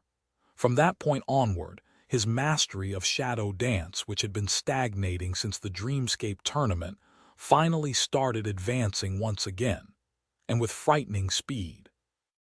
Now, Sonny was able to use shadow dance to assume the shape and form of all his enemies, at least in his mind, and thus know how they were going to try and destroy him. By knowing that, he had been able to anticipate and kill them first instead, one after another, day after day, week after week, and here he was, barely remembering who he was. As Elias healed his wounds, Sonny stared at the dead warmonger, his scowl growing deeper and deeper. Am I becoming a nightmare creature? The thought sent a cold shiver running down his spine. How did one become corrupted anyway? Sometime later, back in the cage, Sonny stared into the darkness, scared. This was not a danger he had anticipated. Thrust into the terrible meat grinder of the arena, he had been so focused on surviving the terrifying battles that the possibility of having his very self annihilated piece by little piece had never occurred to him. What exactly was happening to him? Sonny stared at the unbreakable bars of his cage and shuddered. Damn, I really need to get out of here. But how? He had been trying to escape all this time with not even a hint of a chance. The damned collar around his neck made sure that he would never be able to leave the Colosseum. His black eyes narrowed. No, I have to hold on just a little longer. This madness is not going to last forever. It simply couldn't. Half of the cages in the dungeon were already empty, their inhabitants slaughtered on the red stones of the arena. The warmongers were slowly running out of slaves to kill, and when their number decreased too much, with only the most ferocious and deadly monsters left, something was bound to happen. Wasn't it? A cold feeling of despair drowned his mind. But what if it doesn't? Chapter 611. Immortal lords. After a while, shrouded in darkness, Elias suddenly spoke, addressing Sonny in his usual one-sided manner. In the past weeks, the young awakened had developed a habit of sometimes speaking to his demonic partner, even though the frightening creature could not respond with anything more than an occasional nod, a shake of the head, or an indifferent shrug. Talking to Shadow was not much of a conversation, but perhaps this was one of the few things that were keeping him sane. Sonny could understand why the youth had to do that, since his own inability to talk was one of the things that were driving him mad, that was robbing him of even more of his humanity. Hey, demon, do you think it's true about the wooden sword? Sonny stared at the young man, then shrugged. He had no opinion on that topic since he didn't know what the wooden sword was. Elias sighed. Before the warmongers captured us, I had heard of their cruel trials. Everyone back home has, really. The horrors of the Red Colosseum is something every parent tells their children to make them behave. He grew silent and then continued after some time, his voice even. But they also say that there is a way to escape this terrible place. If one is brave enough, if they are righteous enough, then they would eventually be given a wooden sword and earn the right to fight for their freedom. Sonny shifted slightly, tilting his head. What a nice fairy tale. The poor kid was deceiving himself if he thought that the worshippers of war were going to just let them go. Bravery, righteousness, these concepts were alien to the insane zealots. Or rather, they understood it all differently. Sonny had spent enough time observing the warriors or warmongers, as Elias called them, to understand that they were not evil people, or at least did not consider themselves as such. Their worldview was twisted and ruthlessly cruel, but more or less simple. They believed in struggle and glory. One had to struggle to achieve glory, and the struggle itself was the most glorious thing. That was why they were happy and joyful when watching their new favorite, Shadow, slaughter his way through the arena, no matter who or what he was killing, nightmare creatures or their own friends and family. Because dying while struggling against an overwhelming foe was the highest form of glory. Dying by his hand was a privilege and an expression of virtue. The only thing more righteous than being killed by a stronger enemy was to kill that enemy instead. In their mind, the warriors saw what they were doing to the slaves not as a cruel injustice, but as a benevolent gift. The slaves were not forced to slaughter each other for the entertainment of the crowd. Instead, they were generously given a chance to walk the path of righteousness and strive toward glory. That was why Sonny didn't think that any of the slaves would ever be allowed to walk free of the Colosseum. Doing so would be the greatest sin, a shameful offense that the warmongers, in their perverse benevolence, would never visit upon their prisoners. To them, that would have been the vilest form of cruelty. Damned lunatics! Sonny was not sure that all followers of War God were this bizarre. In fact, he was pretty certain that this murderous sect had been born here, in the Kingdom of Hope. The slavers he had met in the first nightmare worshipped the same God, but were nothing like these battle-sworn zealots. The Kingdom of Hope was a very strange place throughout, from what little he had gathered from Elias's words. Sonny now knew that he had been sent into a time period around 1,000 years after the destruction of the real kingdom by Sun God. Now, only the name remained.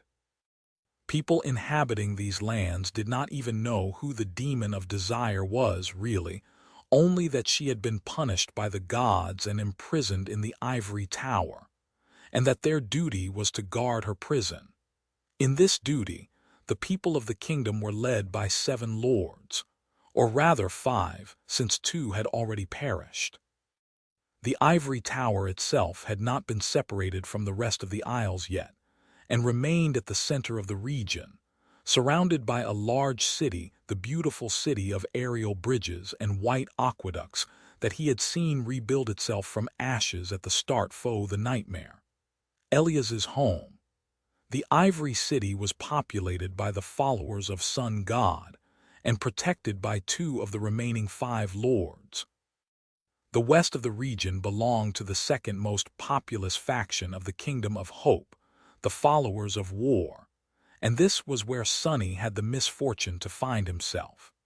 He had seen the statues of War God here and there in the arena, even though they did not resemble the one he had witnessed on the strange island that a circular river flowed through. These statues of the god of war, as well as of life, progress, technology, craft, intellect, and humanity, all depicted him as a mighty warrior in heavy armor, wielding a bloodied spear and a cracked shield. The warriors were also led by one of the lords, a beautiful priestess of war whose name was Solving. The dazzling beauty was one of the rulers of the Kingdom of Hope. The followers of War God and Sun God seemed to be in conflict with each other, and so were the lords leading them. That was how Elias and his family had ended up captured and brought into the arena to serve as slaves fighting in the trials. The remaining 2 lords were neutral and of no consequence, since their factions were much smaller and wielded no real power. One resided far to the north, and the other somewhere in the east. Elias did not know much about them, and so Sonny didn't either. He just knew that the 5 lords were, without a doubt, the eternal shackles mentioned in the description of the undying chain. immortal jailers created by Sun God to keep Hope imprisoned in her tower, chained forever. What had once been a suspicion of his now turned into a certainty. There were just too many clues, some of which he had collected before venturing into the seed, and some that he had picked up from the young man's words. And maybe, just maybe, that knowledge could help him gain freedom. Chapter 612. Red Colosseum Wooden Sword, Fight for Their Freedom. Sonny shifted slightly, causing his cage to sway, and glanced at Elias. The youth was not in a talking mood anymore and just sat quietly, staring into the darkness. There was something, a hint of a meaning in what he had said. Sonny tried desperately to catch that meaning, but for some reason his thoughts kept returning to the statues of War God. He had seen two depictions of the fearsome deity in the Kingdom of Hope. One was a warrior in heavy armor, wielding a bloodied spear and a cracked shield, both, presumably, representing warfare and battle, and the other was a woman wearing nothing but a beast hide around her waist, holding a spear in one hand and a beating human heart in another. The spear representing her dominion over war, technology, and craft perhaps, the heart representing her connection to life and humanity. Why were these statues so different? Sonny was still exhausted after the furious battles of the past day, his thoughts slow and feverish, as they often were these days. Frustrated, he rubbed his face, then scratched at it with sharp claws, slicing the skin apart. The pain washed the fog shrouding his mind away, allowing him to think clearly for a few minutes. The altar of war, that was what Solvin had called the island where the primeval statue of the goddess of life stood. And that was the right word. This depiction of the deity seemed much more primal, bestial, ancient. The statue itself seemed incredibly ancient, too. Much older than the statues of the mighty warrior were. In fact, it seemed as ancient as the Red Colosseum itself, or perhaps even older. Old enough to have been created before the Kingdom of Hope was shattered and turned into the chain of floating islands by Sun God, as it was today, and would be thousands of years into the future. Why would Hope have a monument to one of the gods in her domain? Well, the idea itself was not that strange. Gods and demons had not been always at war after all. In fact, the prince of the underworld had a shrine to the goddess of the black skies, Storm God, in his very tower, despite the fact that later she would become his mortal enemy. So that question was not important. The important thing was that Sonny couldn't stop thinking about the statue for some reason.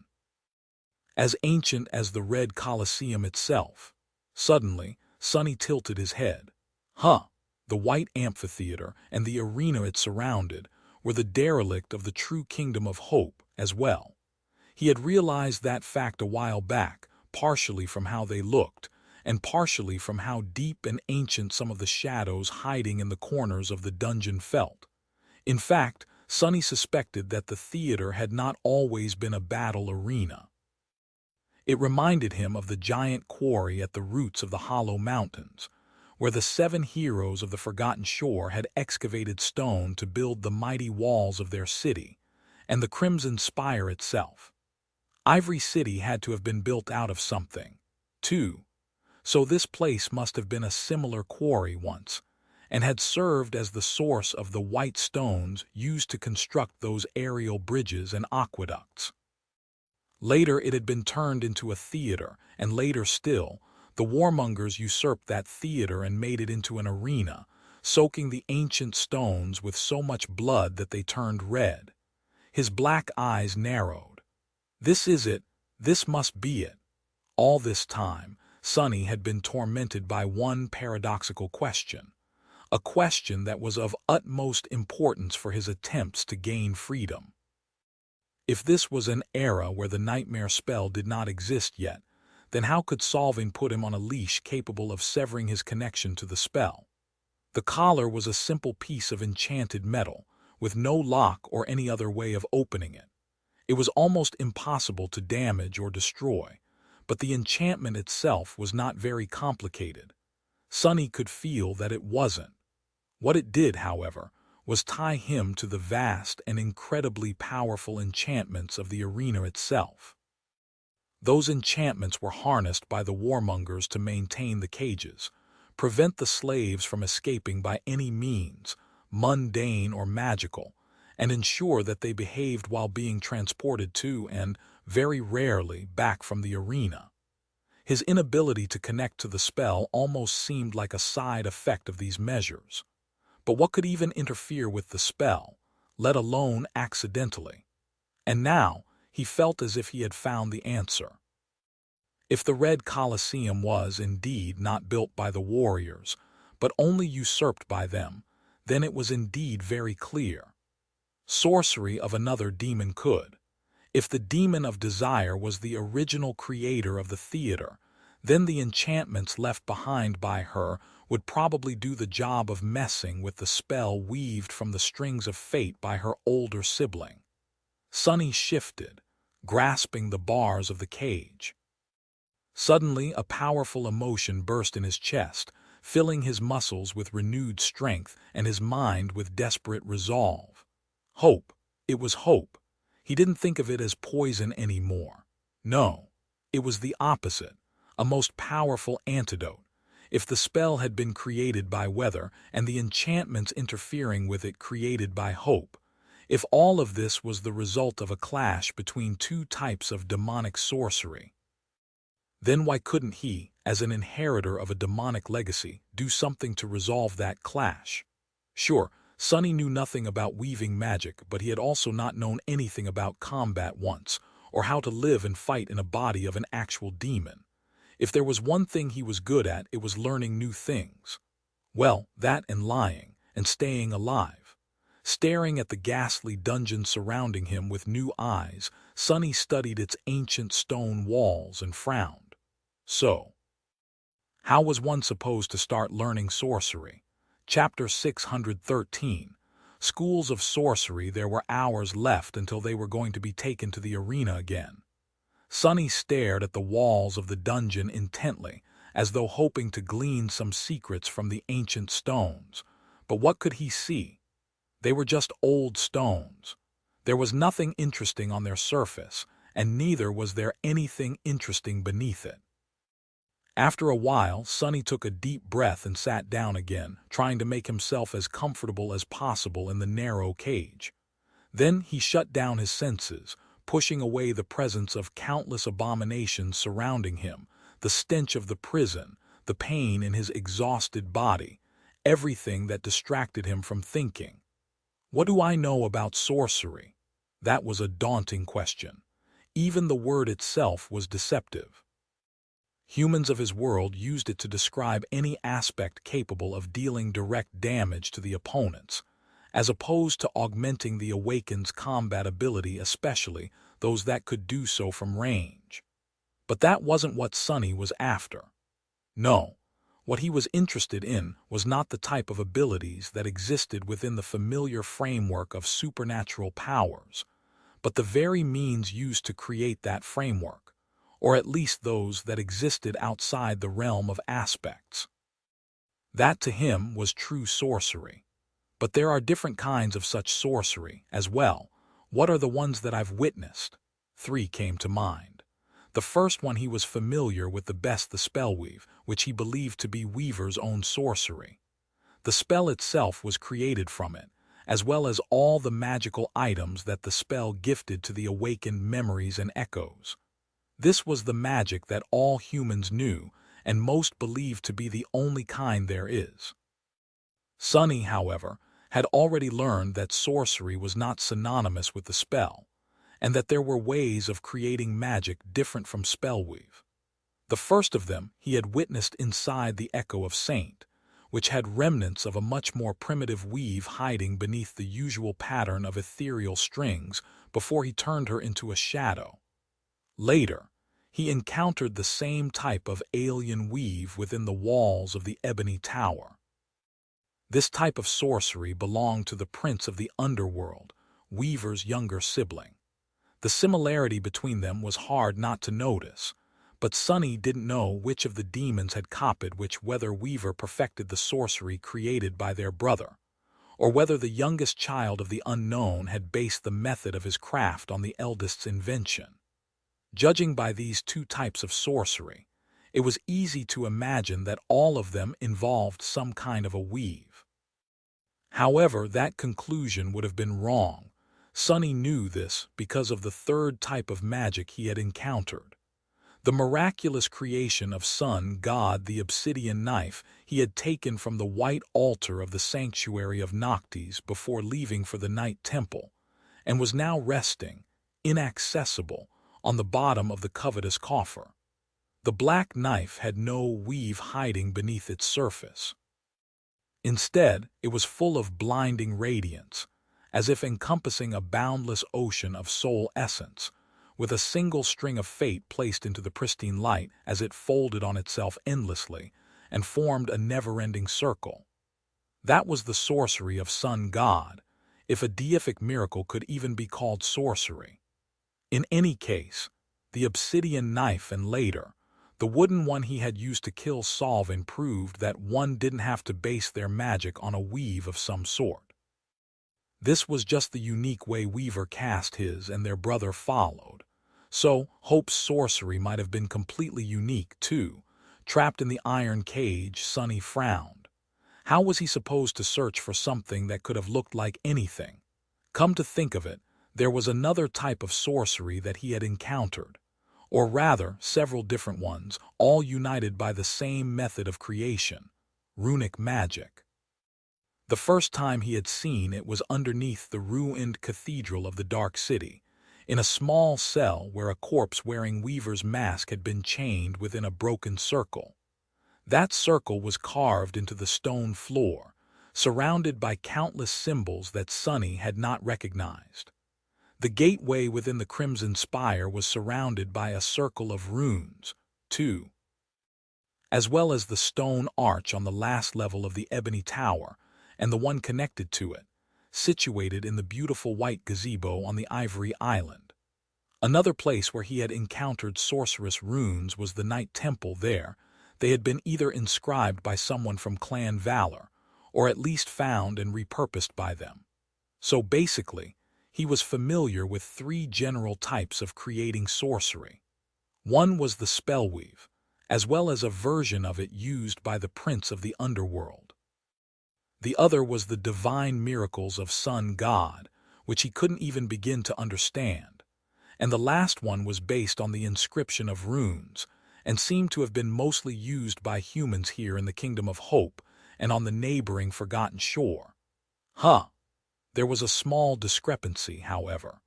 Why was the portal in the Ebony Tower created with runic magic instead of the primitive spellweave, like everything else in there? Was it, perhaps, because the connecting portal on the Ivory Island had been? The Prince of the Underworld had built the tower in the sky below long after Hope had built hers, after all. In fact, he had done so after his sister was already imprisoned, to harvest the divine flames that had destroyed her domain. It would have made sense for him to use runic magic to invade an already existing system of portals that had been based on it. So, was Hope, perhaps, the source of runic magic? Or at least a user of it? Sonny sighed, feeling spent and tired, then closed his eyes. He had to sleep at least a little, to allow his body and mind some rest before tomorrow's battles. Especially now that he had not only to survive them, but also do so while searching for any sign of hidden runes throughout the arena. Chapter 614. Hope's canvas. A new day brought with it a new portion of pain, hardship, and despair. Sonny and Elias were dragged into the arena, the same ascended warmonger guiding them by the chains attached to the collars. Sonny stumbled forward, his gaze locked on the man's broad back. The jailer was incredibly tall for a human, his height more than even that of the shadow demon Sonny was currently inhabiting. His figure was solemn and powerful, a sense of terrifying strength radiating from it in almost physical waves. The Apostle of War wore the same ragged leather armor and a tattered red robe, his features hidden behind a deep hood. In all these weeks, Sonny had never seen his face or heard him speak. The great blade on the ascended warrior's back looked special, too. It was definitely enchanted with very powerful magic. Now that Sonny turned his thoughts to the nature of sorcery, he was silently studying the line of runes inscribed along the edge of the heavy weapon. Runic magic again. That made sense. How else were these ancient people supposed to enchant their weapons?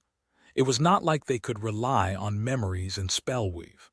That said, magical weapons seemed to be much rarer in the Kingdom of Hope than in the waking world. Most of the awakened Sonny had fought in the arena wielded either mundane ones or those possessing weak, primitive enchantments. It was the far cry from the powerful memories he was used to, although Sonny did not know if that was the nature of this era, or just another sign of the ubiquitous regression that seemed to reign in what remained of the Kingdom of Hope. Everything here seemed devolved, worn out, and on the verge of falling apart. The whole region was obviously in decline, and had been for some time now. While studying the runes on the great blade, he also noticed that it had a few new nicks. The leather armor of the silent giant had more scratches than before. As well, it seemed that the Ascended was participating in the battles in the arena himself. I guess I'll have to fight that monster too, eventually. Finally, a rusty iron gate appeared in front of them, blinding sunlight streaming through its bars. The rumbling voices of the crowd echoed from the stone walls, washing over him like a cursed tide. The gate swung open, and the chains came off of their collars. Sonny and Elias entered the first killing box and watched as their opponents crawled out of a similar tunnel. The young awakened brandished his weapon, a short spear fashioned out of a long twisting horn, and forced out a weak smile. Luck. Luck is on our side today, demon. These creatures are called burrowers. On solid stone, their main advantage is gone. Just don't let them swallow you, Sonny snarled, then dashed forward with a roar. Hard. Today was going to be hard. He was forced to use shadow dance to peer into the souls of the nightmare creatures, despite suspecting that doing so too much threatened to destroy his already unsteady mind. He also had to both concentrate on the fight and thoroughly study the ancient theater, in hopes of discovering signs of Hope's sorcery. It was almost like his first training sessions with Saint, when he had to resist the taciturn monster while simultaneously keeping an eye on his shadow to decipher the secret of its dance. The problem was that, back then, he had ended up beaten black and blue by Saint most of the time. Now, he couldn't allow himself to lose. Sonny descended upon the repulsive burrowers, which looked like sacks of bulbous flesh with giant circular maws gaping in them, and tried to slaughter the abominations without being eaten alive. The first fight came and went, and then it was time for the second one, and then the third one, and then the fourth. Sonny had slain the vicious burrowers, and then a creature that resembled a giant walking skeleton, its bones green and as tough as granite, and then a swarm of monstrous ants that covered the floor of the arena like a carpet, and then a being that was like an oozing mountain of mire sludge that had long, razor-sharp steel sickles protruding from it. His body was torn and sliced and crushed and gnawed on. Elias had healed the most terrible wounds, but the rest remained, not worthy of having precious soul essence wasted on them yet. Sonny was once again overwhelmed by pain, rage, and the desperate need to fight for his survival. Everything else disappeared. The only thing that remained was battle, blood, and murder, and fear. However, today, that wasn't enough.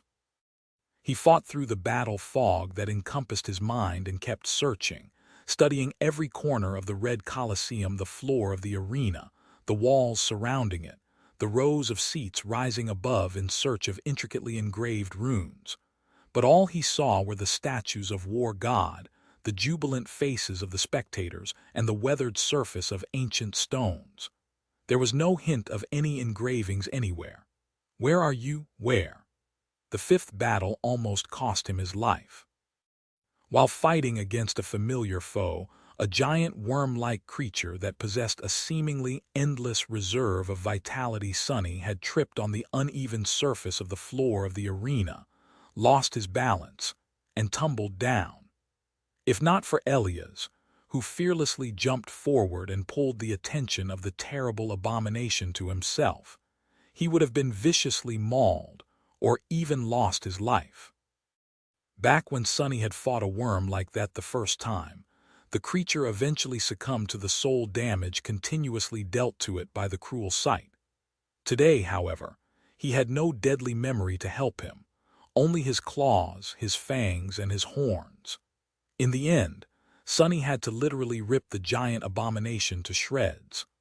Only when its body was torn apart completely did the worm stop regenerating new flesh and recovering from all the wounds, and finally died. Exhausted, Sonny fell to his knees and breathed hoarsely, then threw a hateful glance at the crowd chanting his name.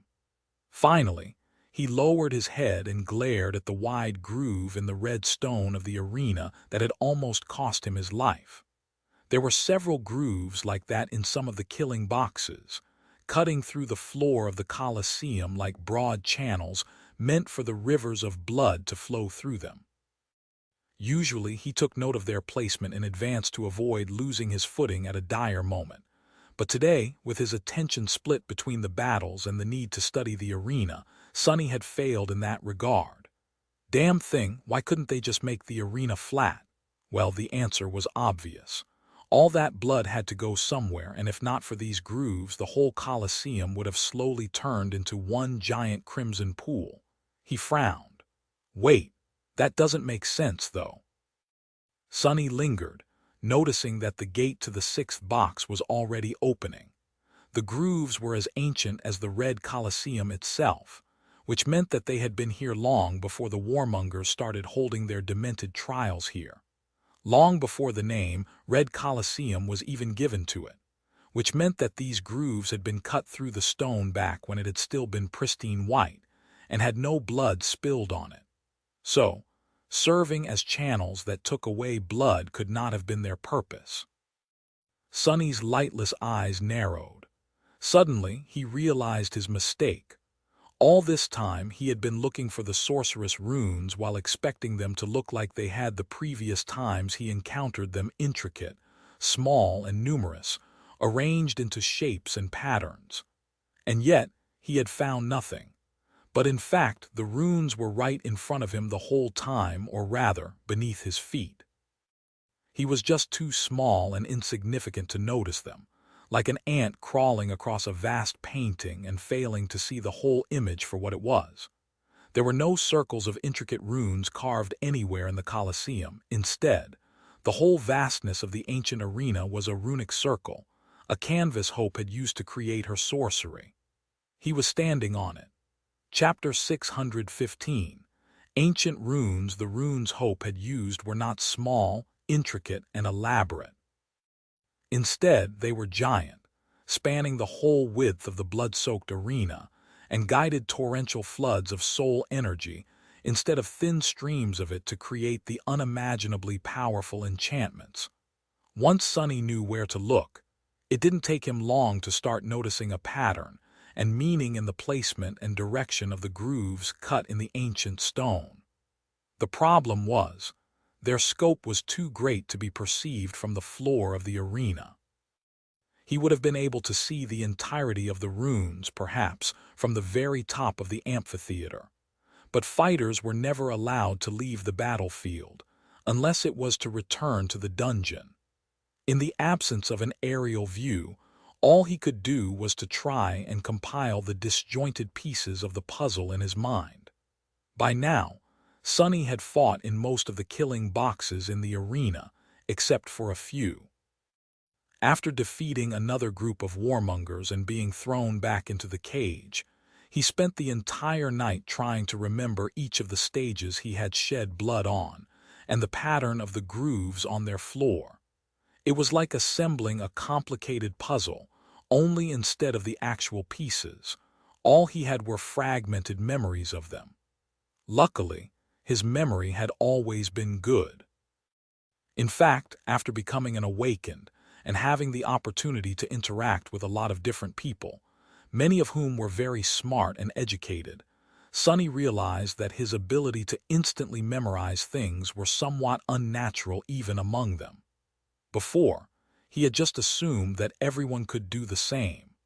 Still, he had to have paid attention to a thing in order to remember it, which was not the case with all of the grooves, only those that had happened to appear in his way. Plus, he was also having trouble determining how the irregularly shaped killing boxes were situated in relation to each other, since that wasn't something he had thought about before. The task of creating a perfect three-dimensional replica of the entire arena in his mind was not an easy one. Over the next few days, he was somewhat distracted while fighting the nightmare creatures in the Red Colosseum. Confounded by the fact that their enemies were growing stronger and stronger as all the weaker slaves were being slowly slaughtered, his performance suffered, and that meant more injuries, more pain, and more torment. Sometimes, he felt utterly beaten, broken, and hopeless. Sonny was familiar with suffering and hardship, and had experienced a fair share of horrific anguish in his life. But the trial of the Red Colosseum had turned out to be a hell so dire that even he was having difficulty enduring its burden. It was simply too cruel, too odious, too vile, and that harrowing torture was not going to end until he gave up. But he didn't. The strange task of peering into the secrets of the demon of desire kept him going, no matter how wounded his body and how broken his spirit became. It was almost like an obsession. Sonny continued to fight and kill and suffer and study the ancient stones. His mental condition deteriorated so much that even Elias, who was going through his own terrible ordeal, noticed that something was very wrong with his taciturn demonic partner. The young man tried to encourage the shadow creature as well as he could, but what could he say to soothe the soul-crushing despair of their situation? They were enslaved, locked in cages, and forced to fight for their lives against a swarm of deadly monsters, only to be thrown back behind the iron bars, fed the raw flesh of the abominations they had just killed, and go through the whole nightmare again the next day, with no hope of ever escaping except for through death, through being killed and eaten by the other prisoners of the Red Colosseum. Even their captors seemed to be trapped by the Colosseum, chained in the same vicious cycle, and doomed to eventually share the same fate as their slaves. Inside this ancient theater, only bloodshed and madness reigned. And yet, all of it was not for nothing. Eventually, after Sonny had lost count of the days they had spent in the Colosseum, he finally managed to create a complete image of it in his head. With it came the understanding of the shapes of the giant runes that were cut in the blood-soaked stone. And with that understanding came the ability to peer into their purpose. After learning the shape and position of the runes, Sonny found himself able to peer beneath the surface of the stone and see their function. The ability had always been within him, hiding in the depths of his changed eyes. He just had not known where and how to look, like he had not been aware of his ability to see the soul cores of creatures before clashing with Mordred within the soul sea. Armed with the new knowledge, Sonny was able to perceive vast rivers of soul essence flowing beneath the arena and through its walls, following intricate paths carved for it by the immense runes. In the end, that was what sorcery was, the ability to guide and shape hidden energies, most often that of souls, to express one's will upon the world. The enchantments were simply expressions of the enchanter's will, and the runes were the building blocks with which the enchanter manipulated the movement of energy to achieve their goal.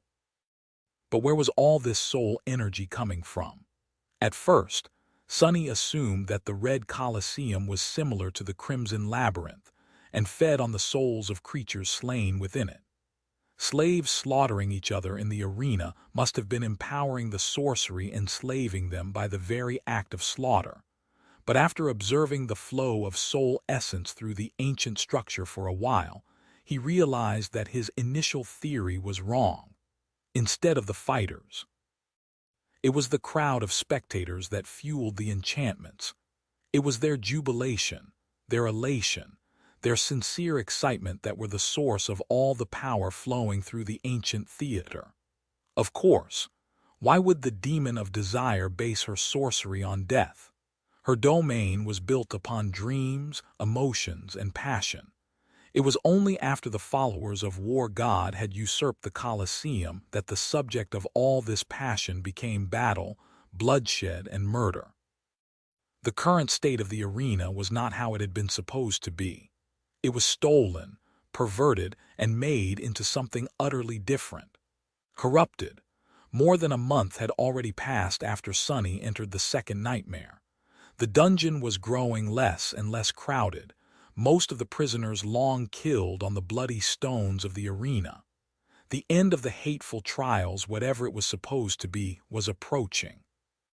Now he knew the basic principle of how the enchantments keeping him tied to the Red Colosseum functioned. So the question was, how was he supposed to use that knowledge to escape? Chapter 616. Black String Sunny had no clue how to create, decipher, or manipulate runic magic. His inherent ability to see the weave and inner structure of magical items, the one he had received after consuming the drop of ichor that fell from Weaver's eye, also gifted him with an innate understanding of the essence of spellweave.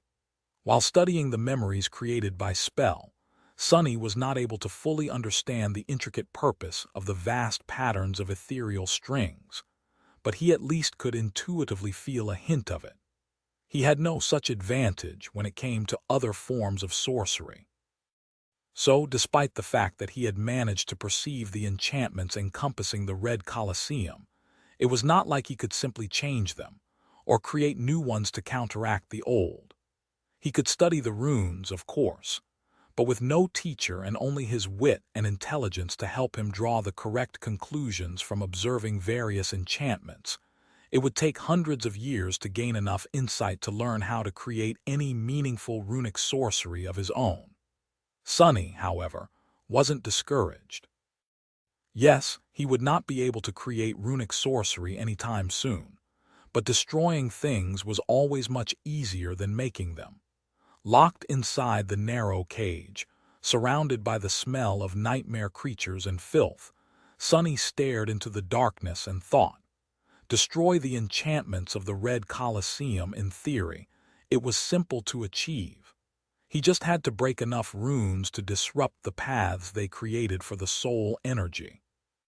The problem with that, however, was that the runes Hope had used were giant and carved into nearly unbreakable stone.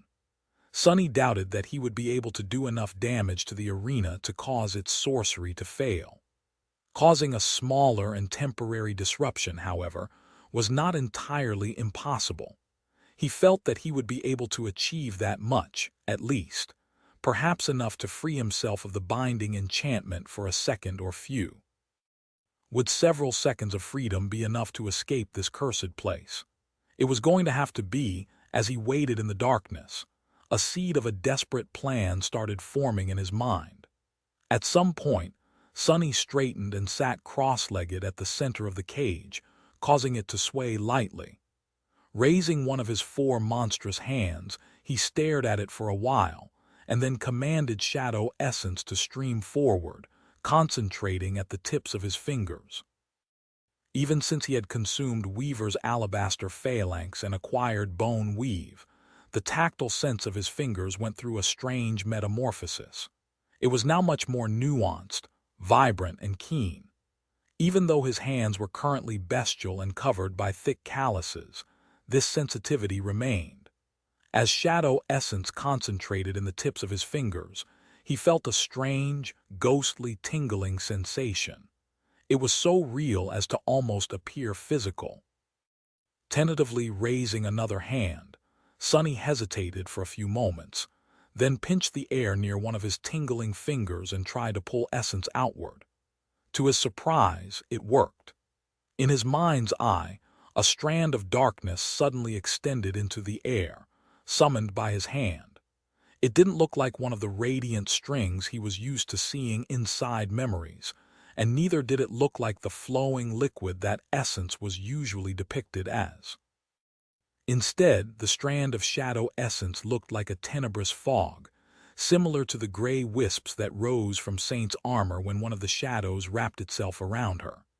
It was insubstantial, ephemeral and elusive, not at all like the sharp and beautiful strings that Spellweave was created of. Sunny frowned slightly, and pulled the fog with one hand while trying to get a hold of it with the other, wishing to draw it taut, and thus more concentrated. However, this small movement instantly caused the strand to break, dissipate, and disappear, blown away by a gust of wind. This is going to take some time. Grim, Sunny continued to draw on his shadow essence and try to form it into a thin and durable string, emptying a small portion of his reserves with each failure. By the time morning came, he had not made any progress at all, and only managed to waste most of his essence in futile attempts. Fighting after wasting so much power was going to cost him a lot. Soon, the ascended jailer appeared from the darkness, chains rattling on his belt. Sunny glanced at the giant in a tattered red robe and then closed his eyes for a moment. Doesn't matter, it doesn't matter. I'll be dead either way, but now at least there's a chance. He fought in the arena, killed the nightmare creatures, retrieved the soul shard to empower Elias, and then barely survived in the battle against the awakened warriors on the final stage. At night, he continued to experiment with shadow essence, trying to shape the elusive fog into something resembling an ethereal, resilient string. When his essence ran dry, he slept for a few minutes, and then woke up with a startle to start all over again. When the morning came, he fought. When the murdering was over and done with, hidden in the darkness, he tried to weave strings out of the effervescent fog. The idea itself seemed ridiculous, mad, and impossible. How could something so intangible become something strong, durable, and distinct? He sundered flesh and had his flesh sundered, then struggled to create something out of nothing, day after day, night after day. Time lost any meaning. Sunny had already been struggling to hold on, but now, drained by the lack of sleep, the constant pressure of trying to shape essence into a magical string, and the need to fight in the arena with his reserves half empty because of it, he was slowly sliding into the dark and bottomless abyss.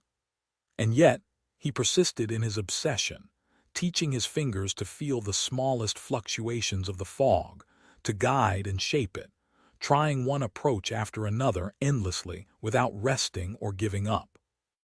And by the time his second month in the Red Colosseum was coming to the end, and most of the cages in the lightless dungeon hung empty, Sunny suddenly straightened, staring at his cut, trembling hands. Between them, a single ethereal string hovered, black as night, thinner than a hair and as sharp as a diamond blade. A low growl escaped from his mouth. It's done. I've done it. Chapter 617. Simplest Weave. Sunny remained motionless for a while, then shifted slightly, causing the chain of his cage to rattle. Attracted by the sound, Elias woke up from his restless sleep and stared into the darkness, a tired expression on his young face. Demon, what happened? In the next moment, he heard the sound of a heavy body slamming against the iron bars, and then another crash. His partner's cage swung widely, and at the highest point of its swing, a long arm suddenly shot from between the bars, claws scraping against metal as Sunny took hold of the youth's own gibbet. Elias flinched. "Wah, what are you doing?" Sunny growled, trying to express his intention as best as he could. The young awakened didn't know how to read the runic language he knew how to write, so this was the only way of communication between them. Luckily, an honest effort to answer truthfully was enough for the flaw. It didn't punish Sunny for not being able to deliver the truth, as long as he really tried to. Their cages hung diagonally, connected by his hand. Sunny groaned, straining his muscles to pull them even closer together. Then, staring at the young man's pale face, Sonny took hold of the bars with two more hands and stretched the fourth one to grab the awakened by the throat. Elias's eyes widened slightly, but he didn't even try to struggle. The youth simply looked at him, no fear written on his gaunt and emaciated but still childishly soft face. Instead, there was only confusion and trust. Sonny sighed. What a fool. If I wanted to, I could have snapped his neck right here and now. Of course, he had no such intentions. Instead, Sonny brought the youth closer and stared intently at the steel collar wrapped around his neck, studying it. He couldn't really see his own, so this was the next best thing. Elias remained motionless for a while, then said, I don't know what you're trying to do, demon, but you better stop it before the priest comes to check on the noise. Sonny scowled, then let go, causing their cages to swing away from each other. Elias was right. There were mere seconds left before the Ascended showed up, judging by how long it had taken the solemn giant to appear before. He was always somewhere near, ready to intervene in case the slaves misbehaved. Sonny had timed their jailer's reaction time many, so he knew that much. It didn't matter anyway. He had already seen all that he needed to see. The pattern of runes carved inside the collar and the stream of soul essence running through it, this was what he needed to disrupt. Sonny was going to have to work fast.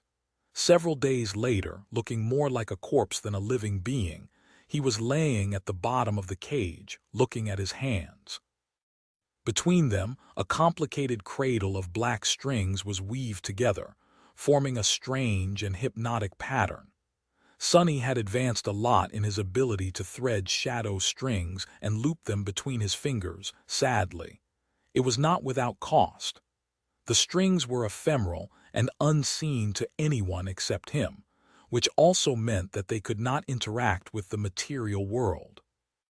However, they could interact with his flesh, which was why two of his fingers were missing, each sliced away so cleanly that it seemed as though they had never existed. Even his phalanxes, reinforced by the evolved bone weave, had not offered the essence strings any resistance. All that remained were two bloody stumps. The rest of his fingers were cut and mangled, but still in place. Considering that there were 18 of them left, he still had more than a human would. Not that it diminished the pain he was constantly experiencing. It would have certainly been helpful to have a tool to work the black strings, instead of doing it with his bare hands, something like a needle perhaps. Coincidentally, he had one of those in his possession, a needle used by Weaver themselves, no less. But it was locked away in his soul sea, safely kept and utterly inaccessible inside the covetous coffer. So he just had to endure and be very, very careful, lest the number of his fingers diminished even further. There was another problem, though. Sonny had inherited an intuitive understanding of the guiding principles of spellweave, but it was not like he really knew what to do. All he had was his memory of the spellweave patterns he had seen before, and a vague feeling of the purpose behind them. This was not enough to master sorcery, but it was at least a start. Each memory he had studied before had unique enchantments, so he couldn't draw parallels between them and extrapolate how their weaves produced the desired effects. There were magical qualities that all memories shared, however. The ability to be summoned and dismissed, the ability to repair themselves unless completely destroyed, and the connection to the owner's soul. Knowing these three ubiquitous traits, Sonny could, in theory, determine which parts of the weaves were the exact same across all memories, and thus were responsible for these effects. Then, he could try to recreate them. Each spellweave was incredibly complex, so recalling even a single pattern perfectly was a challenge, despite him having a very good memory. Sonny, however, had to recall not only many, but also do so with a sufficient degree of precision to be able to compare and find similarities between them. And then, he had to somehow rebuild the repeating parts of those weaves with nothing but his bare hands and shallow reserves of shadow essence. The task seemed nearly impossible, but fueled by obsession, resolve, and desperation, he had succeeded, and also failed. After thousands of attempts, Sonny was finally able to perfectly recreate one of the 3 patterns he had managed to isolate. But as soon as the pattern was complete, it instantly fell apart. No matter how many times he repeated the process, the result was the same. For some reason, the weave didn't hold. It wasn't able to sustain itself. Something was missing. Today, Sonny was going to perform another experiment, perhaps the last one. He was tired, drained, and terribly hurt. Whatever hope he had managed to find before in this blood-soaked hell was on the verge of running out. He was almost ready to give up. But not just yet. There was one other thing that all memories contained, not a part of the pattern of ethereal strings, but something different. A bright ember that served as the anchor and nexus for the strings, a point around which the whole pattern was structured. Memories of the first tier had one, and those of the higher tiers had several. After considering that fact, Sonny had brought something back from the arena today, a single soul shard that he had not given to Elias, instead keeping it for himself. The shard had belonged to a fearsome awakened demon he killed earlier today, in one of the killing boxes of the Red Colosseum. Now, looking at the cat's cradle of ethereal black strings drawn between his fingers, he hesitated for a long time, and then carefully placed the gleaming crystal in its center. Then, holding his breath, Sonny slowly started connecting each of the strings to the shard, moving his fingers with extreme speed and nimbleness. Slowly, a black pattern started shaping around the bright ember, strangely not permeating a different object, but instead looping back on itself. And after something that felt like an eternity, with drops of blood rolling down his hands, Sonny finally let go of the strings and stared at the soul shard laying on his palm.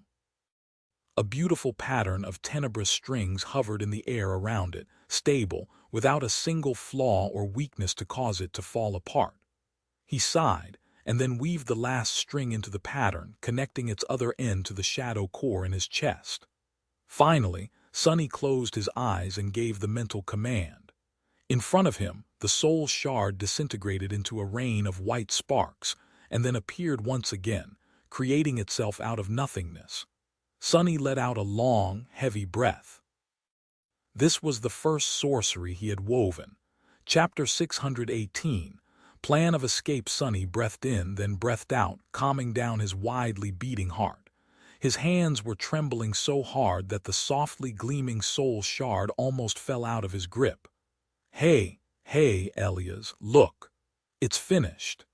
He tiredly turned his head and let out a low growl, trying to attract the young man's attention. But his partner did not even move, laying at the bottom of his cage and staring into the darkness with bleak, hollow eyes. The last few days, the youth's condition wasn't too good. He even stopped having his one-sided conversations with Sonny and just sat quietly in the darkness, not moving until the next morning came and it was time to fight again. Sonny lingered for a few moments, then turned away. It's all right, rest. I'll get us out of here soon. We will be free, Elias. Just hold on a little longer. There wasn't much time left. In all of the vile dungeon, barely 4 dozen nightmare creatures were left alive. Their grotesque forms towered in the darkness, locked inside enchanted cages, the long stretches of empty space between hinting that the trials of the Red Colosseum were going to come to an end soon. And then, Solvin and her followers would spend another decade hunting down a new hecatomb of monsters to sacrifice to their bloodthirsty god. Sonny's mouth twitched. Who cares? They are all just illusions anyway. The real Solvin is long dead. The real Elias is dead too. Who cares what happens to them? He stole a glance at the crestfallen youth and then looked away. But were they really? Forcing his trembling hands to grow steady, Sonny hesitated, then studied the soul shard he had just enchanted. He didn't know what the spell used to create the embers serving as anchors for its weaves. Whatever it was, there certainly was a connection to soul cores. After all, the tier and subsequently, the number of nexuses a memory spellweave possessed was directly tied to the number of soul cores that the source of the memory had. However, those embers weren't actual soul shards, most likely, since shards were harvested from the carcasses of nightmare creatures even if the kill had produced a memory. Sonny didn't care, though. Without a better alternative, all he could do was use one in place of the other. He steadied himself, looked upon his demonic figure through the eyes of the shadow, and then dismissed the soul shard once again. This time, however, Sonny did something strange. He willed the enchanted crystal to remain in an ambivalent state, not quite gone, but also not quite tangible. Then he reached into the weave of the black strings and slowly untangled it, breaking the loops and allowing the ends of the tenebrous threads to float free. And finally, after that was done, he started to weave the whole pattern, including the ethereal soul shard, into the cold steel of his collar. Slowly but surely, he integrated the spellweave into the band wrapped around his neck, submerging it into the flowing stream of soul essence. The task was tenuous, perplexing, and intricate, but it wasn't too complicated. The pattern was already made, and all he had to do was to connect it to a new vessel. After a while, he was finished. The soul shard disappeared from his hands, and from the material world entirely. Instead, it was now burning beneath the surface of the collar, the black strings extending from it and spreading through the steel. Now the collar looked almost like a memory, and even its nexus was almost undistinguishable from the embers Sonny had seen before. Of course, there was a second enchantment inside of it, this one much more complex and elaborate, crafted from ethereal runes. It was all a proper mess. Just like he wanted it to be. Sonny held his breath and then tried to dismiss the collar. The band of metal around his neck shimmered and suddenly turned extremely cold. Inside, two energies clashed with each other, both enchantments momentarily failing. He felt a sudden shift, a sudden change in the air, and inside of him, as though a long-forgotten part of his being had awakened from a long slumber.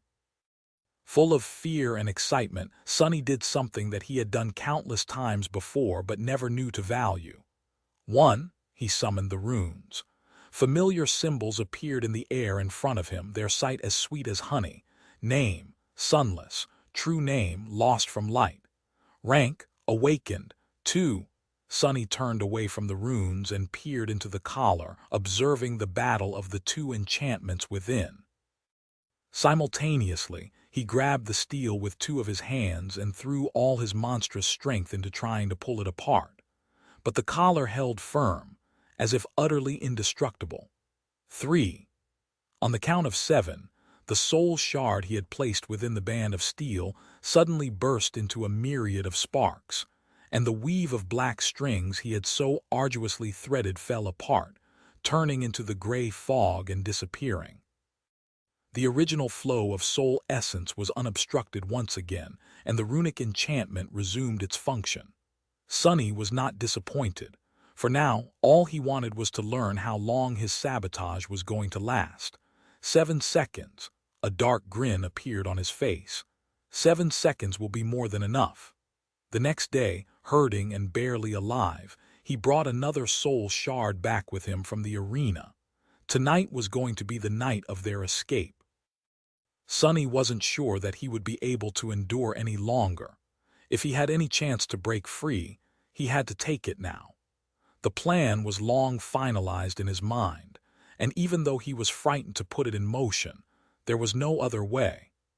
As Elias fell on the bottom of his cage and closed his eyes, too tired to eat the disgusting raw meat thrown to them by the ascended warrior, Sonny concentrated on weaving a new enchantment.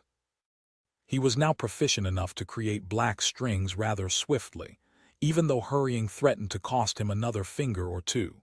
Still, in a few hours he had threaded enough to repeat the simple weave of a summoning enchantment. Following the same steps that he had taken yesterday, Sonny created the pattern around the soul shard and then integrated it into the collar. The two enchantments clashed again, gifting him several short moments of freedom. This time, Sonny did not waste any of them. As soon as the enchantment of the collar was disrupted, breaking his connection to the red Colosseum, he took a deep breath and fell through the shadows. A moment later, Sonny found himself standing on the cold stone floor, a couple of steps away from a swaying, empty cage. He was free, for 6 more seconds at least. Chapter 619, 7 Seconds 7. Sonny stepped through the shadows and appeared outside of the cage, his towering figure finally free and unconstrained by the suffocating iron bars. He staggered as excruciating pain spread through his mutilated flesh, a myriad of badly healed wounds reminding him of their festering existence, and hissed. Elias suddenly moved, confused by the direction from which the familiar hiss came. Then he grabbed the bars and stared at Sonny with wide eyes.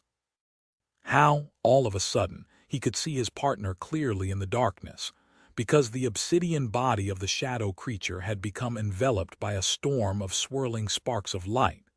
Sonny had begun to summon his memories: the undying chain, the cruel sight, the midnight shard, the prowling thorn. 6. The Stygian serpent drawn on his skin suddenly moved, slithering forth to turn into a fearsome black Odachi.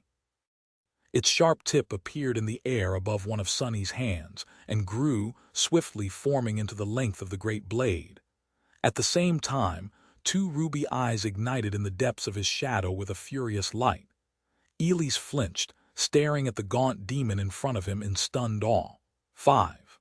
Saint stepped out of the darkness, her graceful figure as black as the onyx, her posture straight and indomitable. Her hands were empty, devoid for now of any weapon.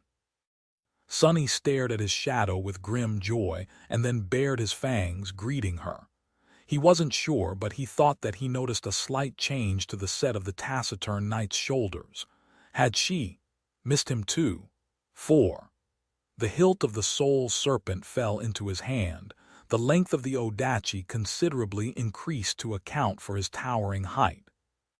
Sonny didn't hesitate and threw the great blade to Saint, who caught it calmly and weighed the weapon in her hand, the hue of her ruby eyes suddenly growing a little brighter. It almost seemed like the shadow was excited. Sonny glanced into the depths of the dungeon, where dozens of mighty nightmare creatures still remained locked in cages, waiting for their turn to be slaughtered in the arena. Then he turned to Saint. 3. And said, kill them all. She tilted her head, sparing him a short look, and then wordlessly disappeared into the darkness, the black blade of the soul serpent raised to deliver the first killing blow. 2. A moment later, something whistled through the air, and a bestial scream thundered in the silence of the nightmarish dungeon. Sonny wasn't paying attention, though the plan was already in motion, and his efforts were required somewhere else. The familiar voice whispered into his ear, making him shiver. You have slain. Oh, how he longed to hear it once more. Your shadow grows stronger. In one of Sonny's hands, a somber shortsword appeared, weaved out of tenebrous fog. 1. In another, a stalwart takai manifested itself. Sonny gripped the hilt of the midnight shard with both of his upper hands, leaving the cruel sight in one of the lower ones. The undying chain finally finished appearing from a whirlwind of white sparks, covering his body with a carapace of bleak steel. Its shape changed to accommodate Sonny's monstrous body, new plates of perfectly fitted armor encompassing his digitigrade legs, his 4 arms, and even his long tail, a sharp metal spike protruding from the tip of it. His gauntlets ended in vicious steel claws, and his helmet had 2 holes at the top for his curved horns to fit through.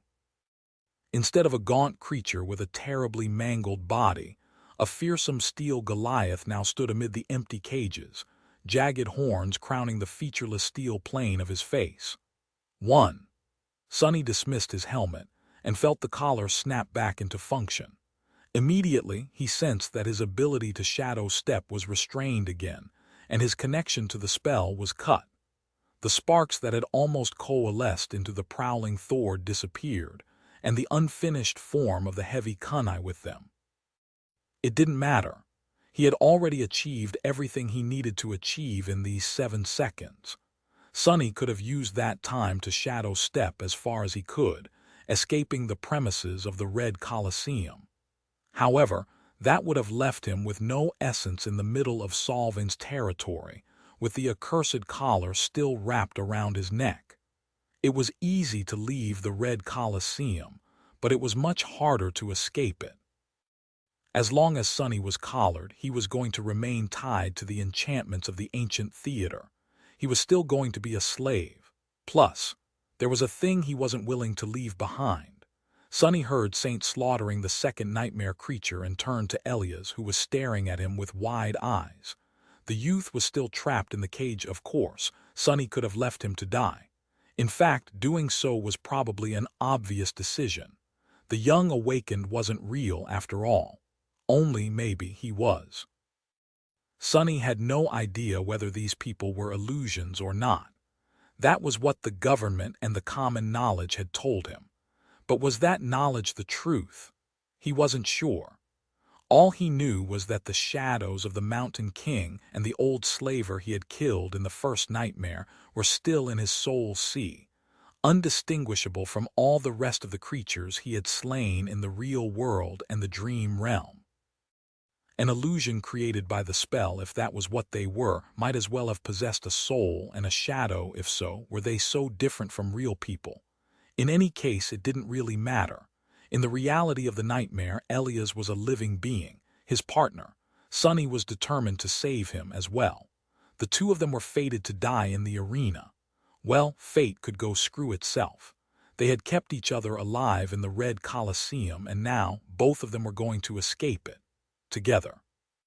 That was his furious, adamant resolution. Plus, Sonny really needed Elias for his plan of escape to work. The problem, however, was the cage. It was forged out of the same indestructible alloy as their collars.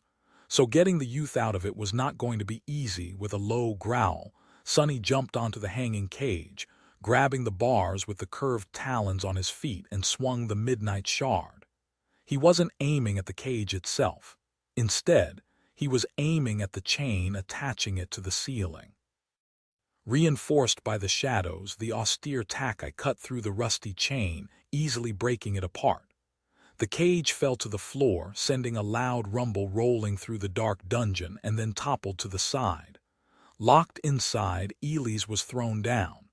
Almost immediately, though, the youth regained his balance and crouched, staring at Sonny with wild eyes. "Hurry! Whatever you're planning, demon, hurry! The priest is going to be here soon." Sonny shivered, remembering the aura of savage, crushing strength radiating from their ascended jailer, and the cold glint of his terrifying blade. Elias didn't need to remind him. Sonny was painfully aware of how little time he had left. Chapter 620. Death. The metal of the collars and the cages could not be broken, but it didn't mean that it couldn't be bent. Twisting a band of steel wrapped tightly around your neck would not have been a great idea, however. The iron bars trapping Elias were another matter entirely. Sonny just needed good leverage, and that was why he had cut the cage down. Throwing a nervous look back, in the direction from which the red priest usually appeared, he gritted his teeth and thrust one hand through the bars, pushing Elias back.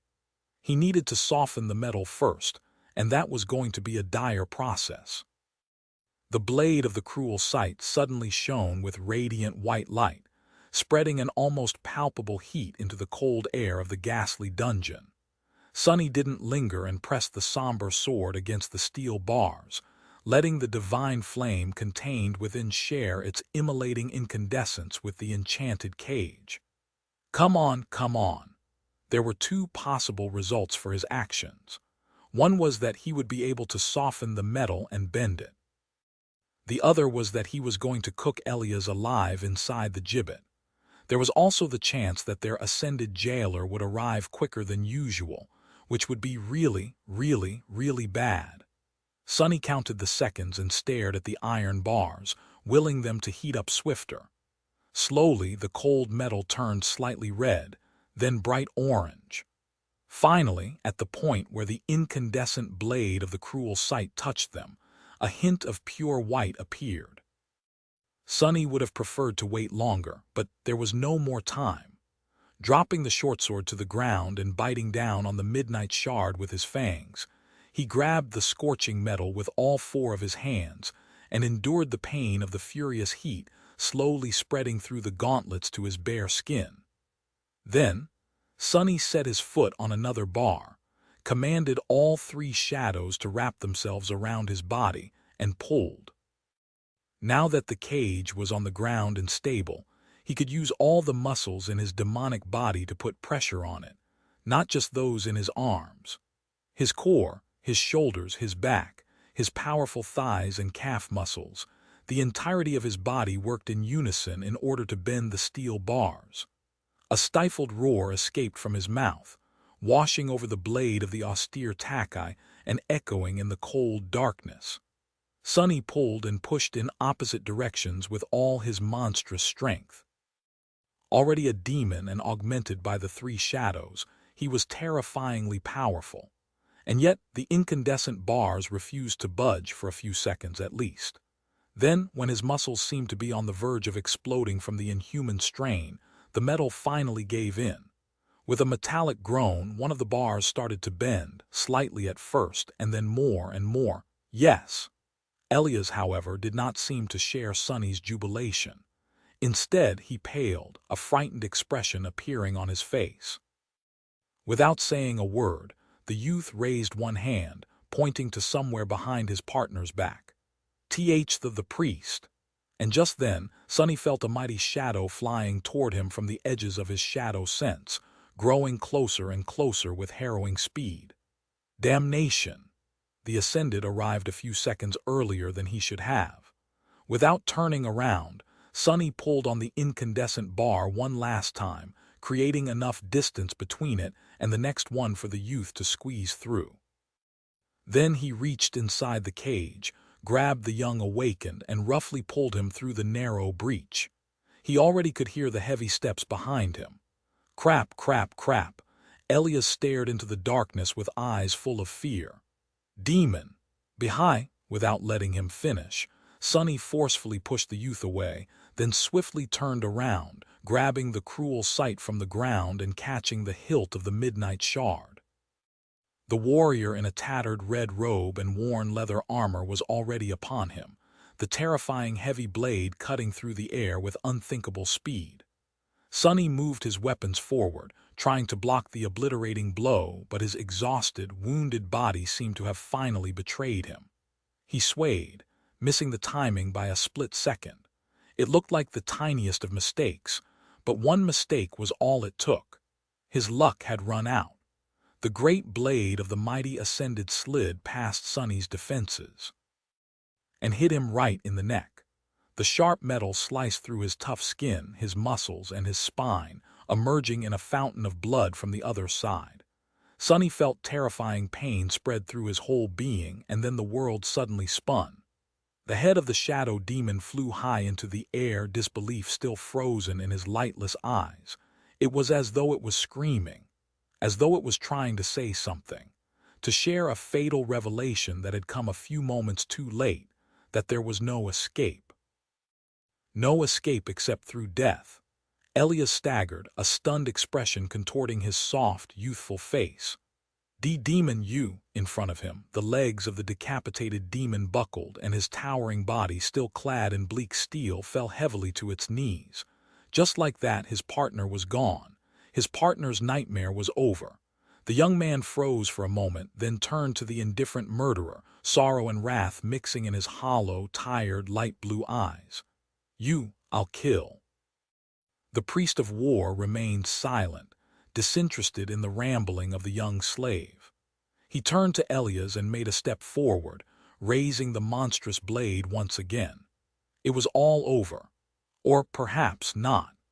Because at that moment the decapitated body suddenly stirred and attacked the indifferent slaughterer, the radiant blade of the cruel sight entering the man's abdomen, while the tip of the midnight shard pierced his chest.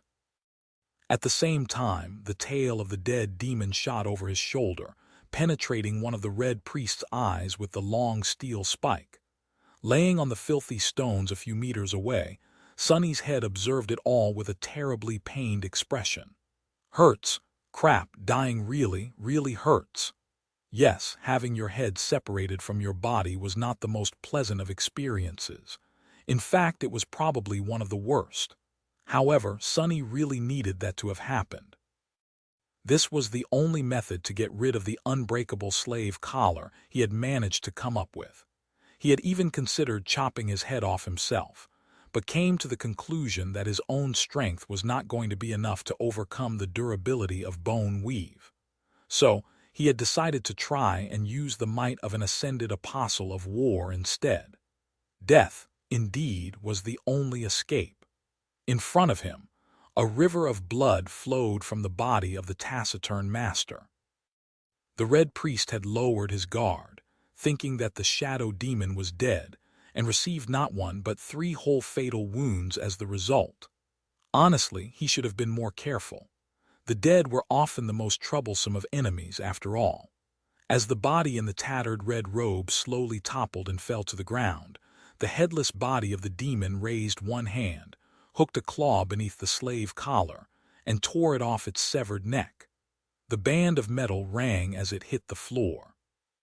Sonny was not dead, of course, thanks to the undying enchantment of his transcendent armor. For as long as it was active, he would remain alive and even in control of his body. This was the good part.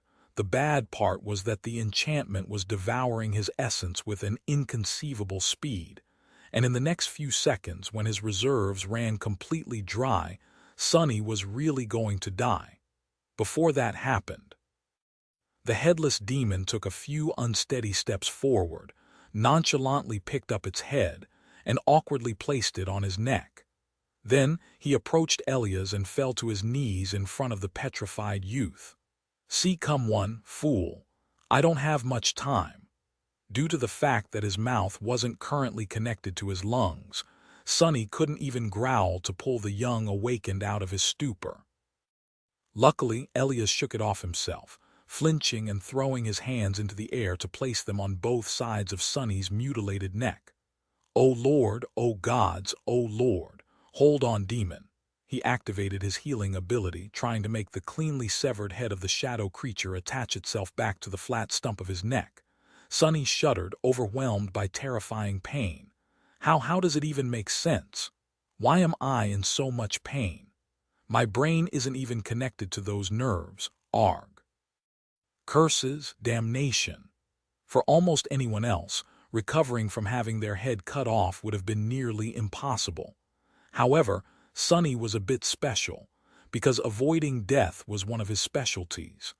There were several factors that played to his advantage. Firstly, the Midnight Shard had judged his current state dire enough to unlock the hidden well of power that its unbroken enchantment granted him.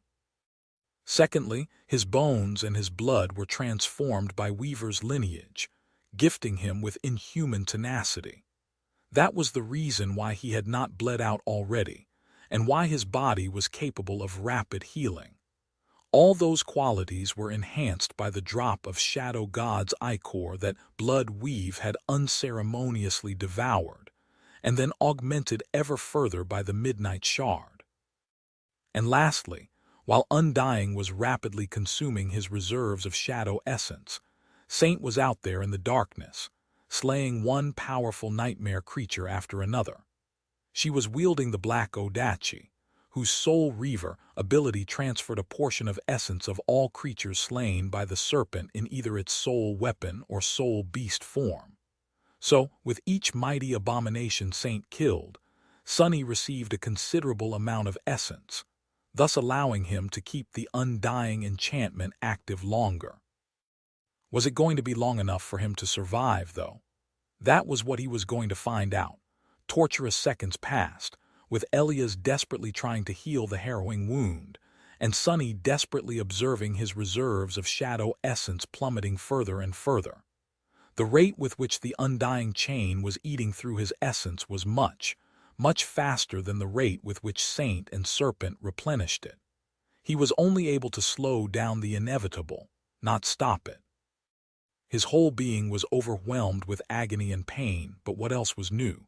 Even though Sonny had never had his head chopped off before, he experienced similar tortures, if not worse. There was almost no shadow essence left in his cores, and then there was none. The undying enchantment deactivated. But Sonny was still alive. He moved his lips and tentatively touched his neck, which had a ghastly scar running all around it now. Then he bent over and spat out a torrent of blood. Sonny felt terrible. He felt like a zombie. But he was not dead. More than that, he was now truly, really free. Chapter 621. Path to Freedom. Sonny remained motionless for a few moments, then hissed quietly, which made it feel as though his throat was being sawed open by tens of dull, rusty knives. His head was once again attached to his neck, however, that didn't mean that he felt fine. In fact, although he had avoided becoming a corpse, he still felt like one. Your shadow grows stronger. The dark dungeon suddenly grew silent. Saint must have finished off the last of the caged nightmare creatures, turning him and Elias into the last surviving captives of the Red Colosseum. No matter what happened from now on, the ghastly trials were over, finished before time by her hand. Sonny sensed a bit of shadow essence pour into his cores, replenishing the empty reserves a little, and scowled. That wasn't much. The young Awakened had wasted all of his essence while healing Sonny as well. The two of them were not going to survive if they had to fight a prolonged battle. So, they needed to flee the Colosseum swiftly, and before the rest of the warmongers noticed their escape. Gritting his teeth, Sonny staggered and rose to his feet, then threw a somber glance at Elias, who was staring at him with wide eyes. The youth still had a collar wrapped around his neck. However, there was not much Sonny could do about that right now. It was not like he could behead the young Awakened, too. Hopefully, his strength alone was going to be enough to deliver them both away from this cursed place. Now that he was connected to the spell and had access to all of his power, there were a lot of things that could be done. The damned zealots were going to regret ever capturing him. Elias opened his mouth, then asked in a shaking voice, "Demon, how? How are you still alive?" Sonny tilted his head, grimaced, and decided to not move his neck too much in the future. Then he gestured at the breastplate of the undying chain. The young Awakened frowned. Your armor, it's a relic. Wait, where did you even get this fearsome armor, and all these magical weapons?" Sonny sighed, then nodded and pointed at his chest again. Elias blinked a couple of times. "What do you mean they were inside of you all along? Why have you not used them in the arena then?" One of the demon's hands rose and pointed at the collar that now lay harmlessly on the filthy stones. The youth frowned. "Oh. I see. The war god's binding must have hidden you from the sight of the Lord of Shadows and robbed you of his blessings. But then?" Sonny sighed and pressed a finger against his lips, commanding Elias to be quiet. At the same time, Saint appeared from the darkness, drops of fetid black blood still dripping from the blade of the great Odachi. Her gaze was calm and indifferent as always. The youth stared at the taciturn demon for a few moments, then bowed respectfully. You have my gratitude for coming to our aid, venerable Lady Shade." Saint looked at the young man without showing any sign of having an opinion on being addressed in such a peculiar manner. Poor fool must be thinking that she is another shadow creature that came to rescue her kin, that is. And judging by this reaction, he also seems to be convinced that she is my senior in the hierarchy of shadows. What the hell? Why are teenagers always convinced that Saint is cooler than me? He was in no mood to disabuse the youth of this misconception, though. Plus, there was no time. A scorched kite shield manifested itself from sparks of light in Saint's hand, and at the same time, the soul serpent turned into a stream of flowing darkness and reformed itself into a straight double-edged sword, this one akin to the weapon the graceful knight had wielded in the past. Sonny hesitated for a moment, then pushed the hilt of the midnight shard into Elias's hands. Holding the cruel sight in one of his own, he bent down and picked up the terrifying heavy blade of the Red Priest with the upper pair. Sonny didn't know what enchantments exactly the two-handed cleaver possessed, but since it had managed to slice through his adamantine spine without too much trouble, they had to be exceptionally powerful. Then, he took a deep breath and sent his shadows forth, along the familiar corridors of the underground part of the Colosseum and beyond them, to find a way to freedom. Sonny was good enough in a fight to survive in the arena, and even earn the love and admiration of the damned lunatics who spectated the slaughter and worshipped it. But his true calling was to remain hidden in the darkness, move unseen, and strike at unsuspecting enemies from the shadows to kill them in one fell blow. The task of escaping the Red Colosseum unnoticed was much easier for him than that of conquering it. As all three shadows glided into the darkness, the skin of the four-armed demon he inhabited turned from obsidian black to pale gray once again, and Sonny swayed, sensing his strength and resilience vastly diminish. He gritted his teeth and then gestured for Elias to follow. While Saint disappeared into the darkness, the two of them headed toward the exit from the dungeon. They walked through the silent corridors, sensing the cold wind blow past, washing the stench of the dungeon off their aching bodies. Since it was night and the battles were not supposed to continue until the morning, the Colosseum was mostly empty, devoid of the jubilant crowds that filled it during the day. Here and there, Sonny and Elias still encountered the warmongers, those who, perhaps, had duties to maintain, clean, and prepare the arena for the next day's slaughter. However, everyone they saw had already met Saint. Following in the wake of the taciturn demon, the two of them found only corpses. The followers of war had been killed ruthlessly and noiselessly, each requiring just one strike. With each death, Sonny's reserves of essence were replenished a bit more, but more importantly than that, the path to freedom was clear. Finally, after something that felt like an eternity, Sonny found his three shadows waiting silently before a small wooden door. He lingered for a second and then pushed it open. In front of him there was a vast green meadow, and beyond it, nothing but boundless, vast, starlit sky. Chapter 622. Wooden Sword. The dawn was approaching, which meant that they didn't have a lot of time left. Sonny and Elias had to leave the cursed island of the Red Colosseum before the night ended, and the crowds of war god worshippers arrived to spectate the sacrificial slaughter on the blood-soaked arena. Once they were elsewhere, pursuing them would become much harder, not only because the ancient magic of the demon of desire would remain far behind them, but also because the warmongers would have to split their forces to search all the neighboring isles. The further the two of the escaped, the wider net their pursuers would have to throw. By then, the zealots would have to deal with the crushing as well. Sonny wasn't familiar with the western reaches of the Chained Isles, which belonged to the followers of war, since he had never traveled in this direction before. They could try to escape northeast, toward the Hollow Mountains and the Night Temple, but that region was unfamiliar to him as well. Directly to the east, a long distance away, lay the Ivory City where Elias hailed from and the Prison of Hope.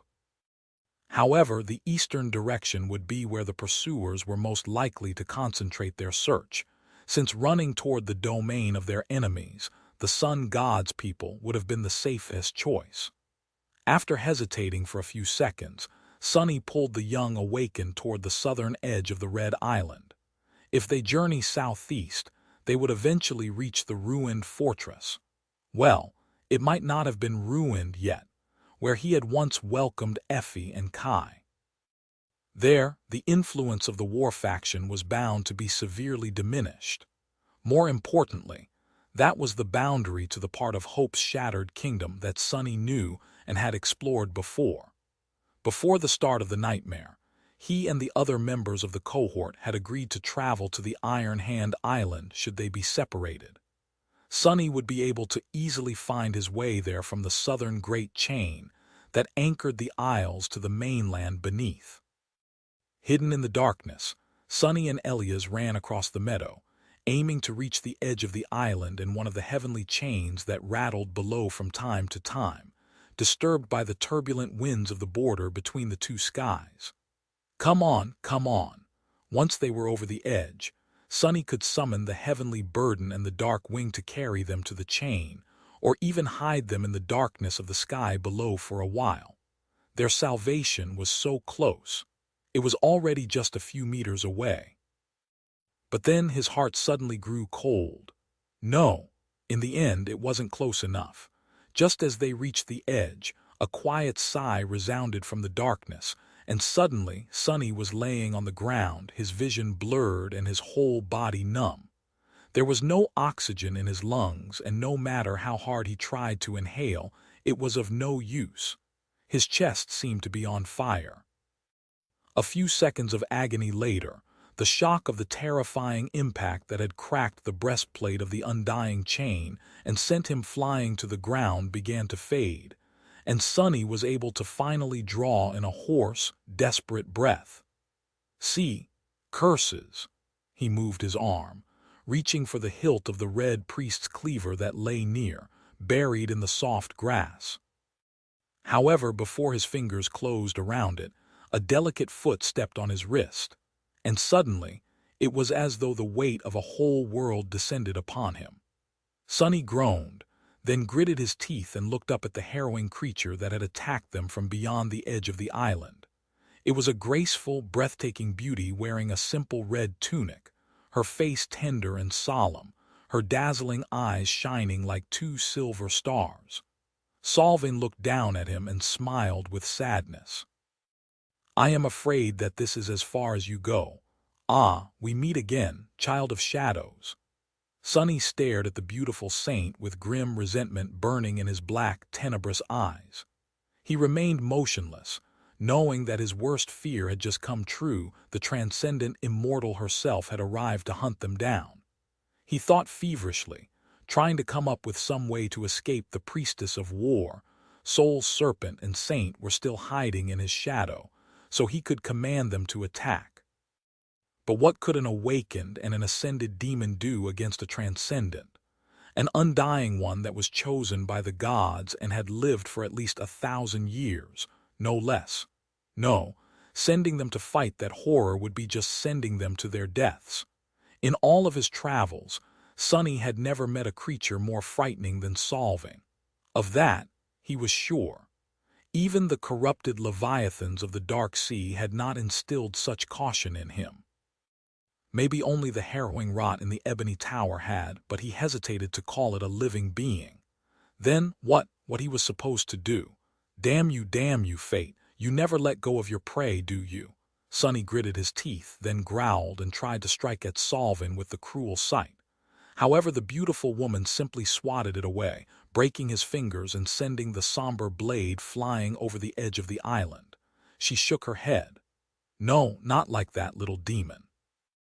You deserve a better end. Then, Sunny felt himself being lifted into the air and then thrown to his knees.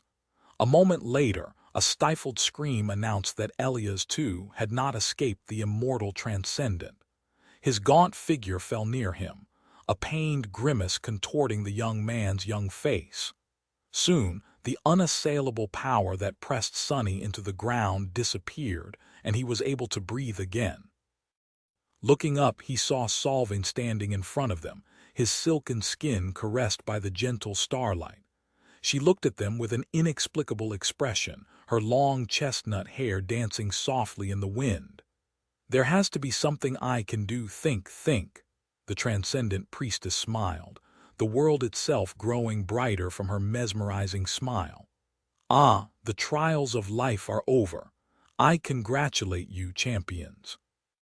Although some of your foes were vanquished under the cover of darkness instead of in the bright light of day, under the gaze of the gods, you have defeated them nevertheless. You have even slain one of my blessed. Thank you. Thank you for giving that which I was unable to. You have my gratitude. Both of you. Sonny stared at the beautiful saint, frozen in place. Despite all the hatred he harbored against the monstrous priestess, despite how much he wanted to pay her back 100-fold for all the suffering she had caused him, he couldn't help but forget his anger and be enchanted by her beauty. Solvin was just too splendid, too lovely, her eyes were too lustrous, her smile too charming, her soft lips too alluring. This woman was created to be worshipped, for men to wage wars in hope of earning the right to stand by her side. Snap out of it, idiot. Have you not seen beautiful things before? Beautiful things are always the deadliest. Sonny bit his lip, allowing his sharp fangs to pierce it. Pain sobered him up somewhat. Beside him, Elias was staring at Solvin with grim eyes. Strangely, the young man did not seem to be affected by her transcendent beauty at all. It was understandable. After all, his whole family had been slaughtered by the followers and on the orders of the dazzling priestess. Meanwhile, something appeared in Solvin's hands. It was a small object that made Sonny's eyes narrow suddenly and his breathing become quicker. The saint sighed and stretched her hand forward, a simple knife carved out of a single piece of wood laying on her open palm. The trials of life are over, and so I offer you this gift and the right to fight for your freedom, to struggle for your life, as life is an eternal struggle. Will you accept champions? Will you take this wooden blade and wield it? It is all I can give you. Sonny's heart skipped a beat. I'll be damned. The fairy tale about a wooden sword Elias had once shared with him had actually, inexplicably, turned out to be true. And more than that, Sonny recognized the sword instantly. He had already held that wooden knife once, a long time ago, far, far in the future. This was the knife he had killed Solvin with. Chapter 623. Ardent desire. Sonny stared at the wooden knife, suffocating pain still radiating from the spot where Solvin had hit him. The transcendent was so fast that he had not even seen or sensed her strike, not that it mattered anymore. As he studied the familiar blade, different pieces of knowledge suddenly clicked together, revealing a chilling truth. Stunned by the grim revelation, Sonny shuddered. Of course. Finally, the purpose of the Red Colosseum made sense to him. The cruelty of the trials, the perverse faith of the zealous warriors, their worship of struggle, battle, and death. The tale of a wooden blade that granted the champion a chance to win their freedom. When he looked back, it all seemed so obvious. The strange cult of war that had blossomed on the ruins of the Kingdom of Hope was built around the tenet of glory. Glory was both the highest virtue and the highest of honors, and it could only be won by prevailing against overwhelming odds, through mortal struggle, which was the essence of life, and war as far as these zealots were concerned. So they enslaved a horde of abominations and threw themselves against it, fighting to the death against their slaves in the arena. With each battle, the weak were slaughtered, and the strong got to live and fight against more powerful enemies the next day, all under the beaming gazes of the jubilant crowd. Those who died perished in the pursuit of glory, and those who lived came closer and closer to earning it. That was the sacrificial ritual the followers of war performed every decade or so, spilling blood in the name of their glorious dream. However, there was one problem with this demented arrangement, a glaring flaw that made the trials of the Red Colosseum seem futile, hollow, and senseless. What was the end of all this? Was everyone participating in the battle destined to die? Would there be no victor? What happened to the person, or creature, left standing at the very end, devoid of enemies to struggle against? Where was their glory? Now, looking at the wooden knife that contained Solvin's death, freely offered to them by the immortal transcendent herself, Sonny finally understood everything. That last champion would indeed be gifted a wooden blade, and a chance to fight for their freedom, just like Elias had learned from the fairy tales in the Ivory City. They just had to overcome one last enemy. To fight against Solvin herself. This whole feverish hell, the Red Colosseum, the blood-soaked arena, the cult of murderous glory she had built, existed for one single purpose: to find, or rather create, a warrior capable of killing their saint. Eternal Solving, undefeated Solving, wanted to die. The madness of this nightmare was born out of the 1,000 years of immortality the beautiful priestess had endured, out of the desire to be free of her eternal duty as Hope's warden. However, Solving didn't just want to die. She wanted to die a glorious death, one worthy of a true servant of war, or rather, she simply could not allow herself to give up. Giving up without struggle was a sin against her faith, her God, and her conviction. So the beautiful Transcendent could only allow herself to die if she was defeated. That was her goal. Finding someone valiant enough to kill her was Solving's most ardent hope, her deepest desire. Feeling a hint of vague suspicion, Sunny frowned. He was certain that he was right, that his reasoning and insight were correct. But at the same time, there was still something out of place. Something still didn't make sense. He just couldn't say what, and there was no time to think. Solving was still offering them the wooden knife and a chance to save their lives. All they had to do was to take it and win. But he wasn't fooled. Her offer might have seemed like a gift, but it was just a death sentence. Sure, the knife contained a death, Solving's death, and would be able to slay her with one strike. At this point, Sunny was certain that there had been 7 knives once, each meant to kill one of the 7 immortals created by the Lord of Light. And this one, the wooden knife, was meant to kill Solving. However, taking it was only going to spell their doom. Wooden blade or not, the beautiful priestess was still a transcendent, a servant of war with 1,000 years of battle experience, an ancient warrior who had fought and triumphed in battles too many to count. And despite her desire to be defeated, she would not throw this fight. Giving in without struggling with all her might was against Solving's conviction. Fighting against her was suicide. By his side, Elia's pupils widened dangerously. Feeling a small change in his partner's posture, Sunny shifted and glanced at him. What is this fool trying to do? The youth gritted his teeth and then slowly rose to his feet. His tattered tunic had long ago lost any remnant of its once pure white color, and was now hanging like rags on his gaunt, emaciated body.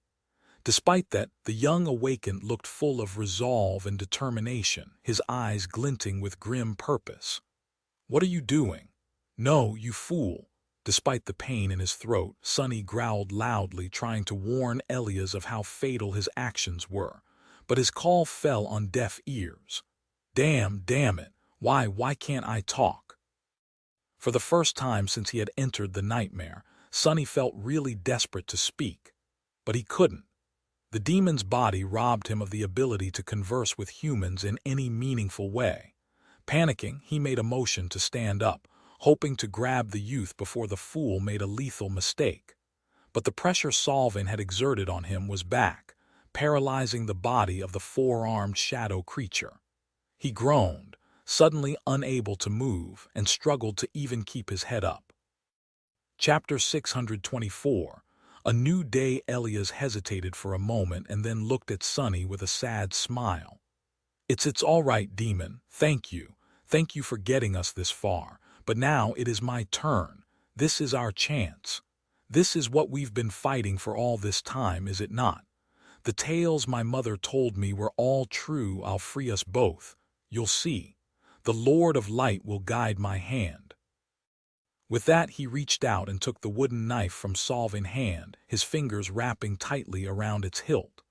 The priestess smiled radiantly and took a step back. His beautiful eyes shone with joy, and his voice resounded in the darkness of the dying night, full of longing and hope. "Be brave, boy. The gods are watching." Sunny struggled desperately against the crushing force that pressed him into the ground, but it was of no use. A stifled roar escaped from his mouth. A few steps away, Elias straightened, calmly looked the transcendent beauty in the eyes, and then assumed a battle stance. He knew what he was doing. After all, the youth was as talented of a fighter as Sunny had been at his age, or maybe even better. 2 months of constant battles in the arena gave him plenty of experience, more than most would have acquired in a lifetime, and certainly no less than what Sunny had on the Forgotten Shore. No, that is not enough. But what if? What if Elias really had a chance? Sonny had achieved many impossible things himself, as well, and seen others do the same. Even in the direst of situations, there was always hope. That was a lesson he had learned against all odds in the hell of the Forgotten Shore, and later in the stone mausoleum of the Night Temple.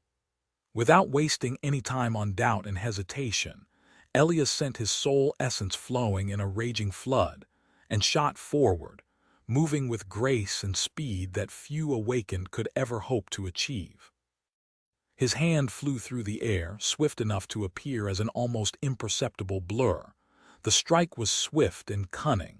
However, it was just a feint. His true intention was to attack from below, and it was hidden almost perfectly. There was no sign of the fact that the young man was preparing to change the direction of the blow. He had learned well from watching Sonny fight. But if Sonny could see it, then so could Solving. His eyes narrowed. A split second before the wooden knife reached the Transcendent's flesh, Elias suddenly stumbled, then slowed down. Taking a few unsteady steps forward, he swayed and suddenly toppled to the ground. A thin red line appeared across his chest and then burst open in a flood of blood. Above him, Solving sighed with sorrow and lowered her hand, a single drop of crimson falling from her delicate fingers. Her lips trembled, and then a barely audible whisper reached Sonny's ears. "Not today." He didn't hear it, though. Frozen, Sonny stared at Elias, who lay motionlessly on the ground, the grass soaking in his blood. The young man's unmoving face was turned to him, his light blue eyes still open. However, those eyes, which had been bright and lively once, were now dull and empty, reflecting the boundless darkness of the night sky. Elias's face seemed almost peaceful. The youth was finally free. Sonny roared, struggling furiously to stand up, but all he achieved was damaging his mangled body even further. Without paying any attention to that pain, he continued fighting against the invisible chains holding him down, feeling the ground itself shift beneath his knees. "Kill! I'll kill her! I'll rip her to shreds!" Solving remained motionless for a while, and then silently bent down to pick up the wooden knife from the youth's bloodless fingers. Coming closer, she stared at Sonny with a dark expression and then asked, "What about you? Are you willing to fight me, little demon?" Sonny glared at her, his teeth bared in a hateful grin. He wanted to. Oh, how he wanted to, but he could not. Fighting Solving meant nothing but death. Slowly, he shook his head. The beautiful priestess sighed. "Of course. Why did I expect different from the servant of cowardly shadow?" Her hand suddenly flashed, and terrible pain exploded through Sonny's body. Looking down, in a morbid déjà vu, he saw a graceful arm protruding from his chest, the breastplate of the undying chain shattered into pieces. Solving grimaced and pulled his hand out of his broken chest, easily tearing the still-beating heart out in the process. She glanced at it with disappointment, and then sent the body of the four-armed demon tumbling over the edge of the island. The last thing he saw before plummeting into the abyss was her graceful, beautiful figure standing forlornly in the tall grass. Then Sonny fell into the embrace of darkness. His body flew down, faster and faster, quickly disappearing into the nothingness of the sky below. Soon, it was so far away from the red island that even a memory of sunlight couldn't reach that far. His chest was torn open and his heart was violently ripped from it, leaving behind a harrowing wound. After falling for a while, Sonny sighed. Luckily, this strange body of his had two hearts. And while anyone else would have succumbed to blood loss after having one destroyed, he possessed blood weave, which kept him alive despite receiving such a ghastly wound. It didn't feel too good, though. In fact, the pain was terrible, but it could not compare even a little to the anguish he felt in his soul. Sonny closed his eyes. "I'm sorry, Elias, I failed, but don't worry. I'll kill her on your behalf one day, kill her again. I'll kill her as many times as it takes to erase the very memory of her from existence. Just you wait." He gritted his teeth, then summoned the heavenly burden and then thrust the black needle into his flesh. Dark wing appeared on his shoulders, swiftly turning into a blur. Sonny's fall slowed, then slowed some more, and finally turned into flight. He was flying into the darkness, moving further and further away from the red Colosseum. Far above, the eastern horizon had already turned pale lilac, announcing the arrival of a new day. Chapter 625. Comfortably numb eventually, Sonny returned to the altitude where the dark undersides of the floating islands could be seen. He tiredly approached one, sensed something moving in the deep shadows, and glided past without coming too close. The next one didn't seem to harbor any horrors. He flew toward the rough stone surface and sunk his claws and talons into it, clinging to the bottom of the island like a bat. Strangely, Sonny did not need to exert any conscious effort to remain in that position, and simply lay upside down on the cold stones for a while, struggling against exhaustion. He was in much worse shape than it had seemed before. 2 months of ruthless battles in the Red Colosseum had taken a toll on his body, and the terrible wound in his chest was still there, sapping him of strength and vitality. With the help of blood weave, the body of the four-armed demon managed to survive having one of its 2 hearts violently torn out. But that didn't mean that it was going to fully recover from that vicious injury. With only 1 heart left to pump blood through his veins, Sonny felt lethargic and weak. That weakness would probably never go away, not unless he somehow managed to find or grow a new heart. He was tired to the bone, overwhelmed by pain and numb. Terribly, utterly numb. After the harrowing intensity of the past 2 months and the crushing strain of their disastrous attempt to escape, Sonny finally reached safety and found himself drained of all thoughts and emotions. He couldn't muster enough energy to feel joy or relief, grief or sorrow, even anger or hatred. Tired. He was just too tired. The island under which Sonny hid was separated from the Red Colosseum by 4 or 5 heavenly chains, far to the south. He was still deep within the territory of the followers of war, but no one was going to discover him, not unless they had wings, and even then, finding the child of shadows in the cold embrace of darkness was not going to be easy. However, no one was looking. After all, he was considered to be dead. Sonny looked at the shattered breastplate of the undying chain, and then dismissed the damaged armor to give it a chance to repair itself. Then, he summoned the mantle of underworld and gasped when its onyx metal wrapped itself around his mangled chest. The intricate black armor embraced his tortured body, soothing its aches. Sonny doubted that anyone from the real world would be able to spy on him here, in the depths of a nightmare. But even if they could, he didn't care anymore. He just wanted to be safe and protected. As soon as the fearsome mantle hid his wounds, Sonny tiredly closed his eyes and plunged into the nothingness of a deep, dreamless sleep. Thirst and pain. That were the first things Sonny felt before slowly remembering who he was, what he was, and where he had found himself. He was in hell. Where else? I fell asleep. He opened his eyes and saw the rough surface of the bare stone in front of him. Sonny was still clinging to the underside of the island, his claws buried deep into it and holding him in place like iron pitons. He felt better somewhat. His body was still a labyrinth of pain, but it was much milder than before. Judging by the state of his wounds, he had slept for many, many days. No wonder he was so thirsty. Sonny shifted slightly and freed one of his 4 hands, then summoned the endless spring and drank a few gulps of water. Then he turned his head and stared into the darkness, indifferent to everything. His body was healing, but his mind was still empty and numb, exhausted of its ability to feel anything. All that remained was cold rationality, but even that part of him was dull and apathetic, devoid of any interest and desire. He just didn't care about anything or anyone right now. The mere thought of caring seemed exhausting. After a while, Sonny sighed. What should I do? Despite everything that had happened, his immediate goal remained simple and straightforward.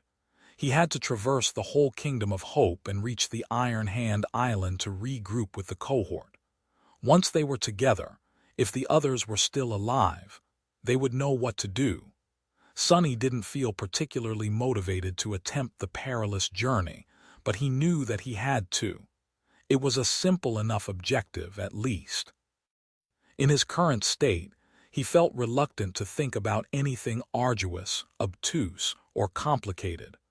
All he had to do was to move southeast for a while, and then turn north. Maybe his condition would improve by the time he reached the eastern edges of the Chained Isles. The road, however, was not going to be easy. Sonny was going to have to sneak through the vast territory of the warmongers without being seen, reach the southernmost boundary of the region, and then retrace the path he had taken to welcome Effie and Kai almost all the way back to the sanctuary of Noctis. It was also unclear who ruled the eastern territories in this era, or if they were wild and overrun by nightmare creatures like they would be in the future. He grimaced, remained motionless for a while, and then summoned the covetous coffer. Catching the frightened box before it plummeted into the sky below, Sonny freed one more hand and took a handful of synth-paste tubes out of the coffer, then dismissed it. Consuming the tasteless sludge to replenish his strength, he summoned the runes and finally took a proper look at them for the first time in months. Name: Sunless. True name: Lost from Light. Rank: Awakened. Class: Demon. Shadow cores 3/7. Shadow fragments. His pupils narrowed. What? But there was no mistake. The runes read: Shadow fragments, 2223/3000. Sonny stared at the number, then hung his head back and tried to chuckle, producing a disturbing bestial snarl instead. His throat pulsed with sharp pain, but he shrugged it off and bared his teeth in a dark, bitter grin. When entering the nightmare, Sonny had less than 300 fragments collected, which meant that he had accumulated almost 2,000 of them in the Red Colosseum. In fact, in those 2 months, he had probably slaughtered more nightmare creatures and humans than in the previous 2 years, his whole life as a carrier of the spell. Was this the price of glory? Chapter 626. Hiding in the dark, Sonny remained motionless for a while, then shifted his gaze, moving it to the very end of the field of shimmering runes. Soon, Neff's description appeared before him. He lingered for a few moments and then read: Soul fragments, 2478/4000.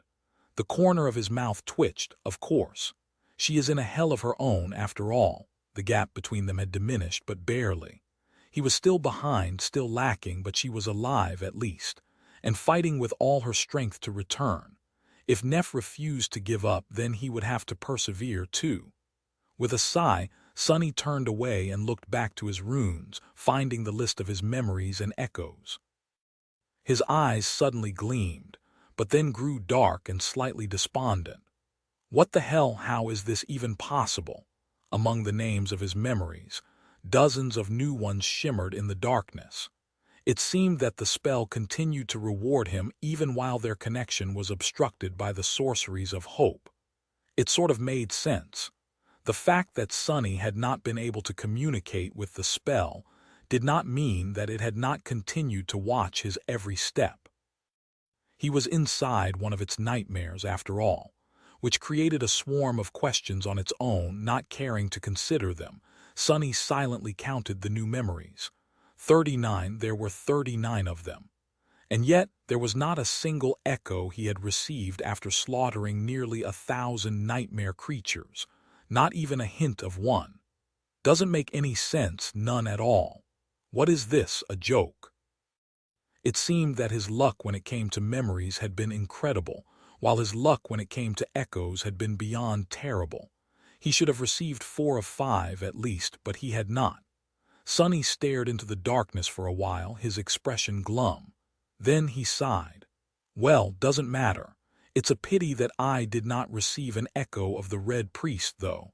I would have made him into a shadow, just to get a chance to kill that bastard again.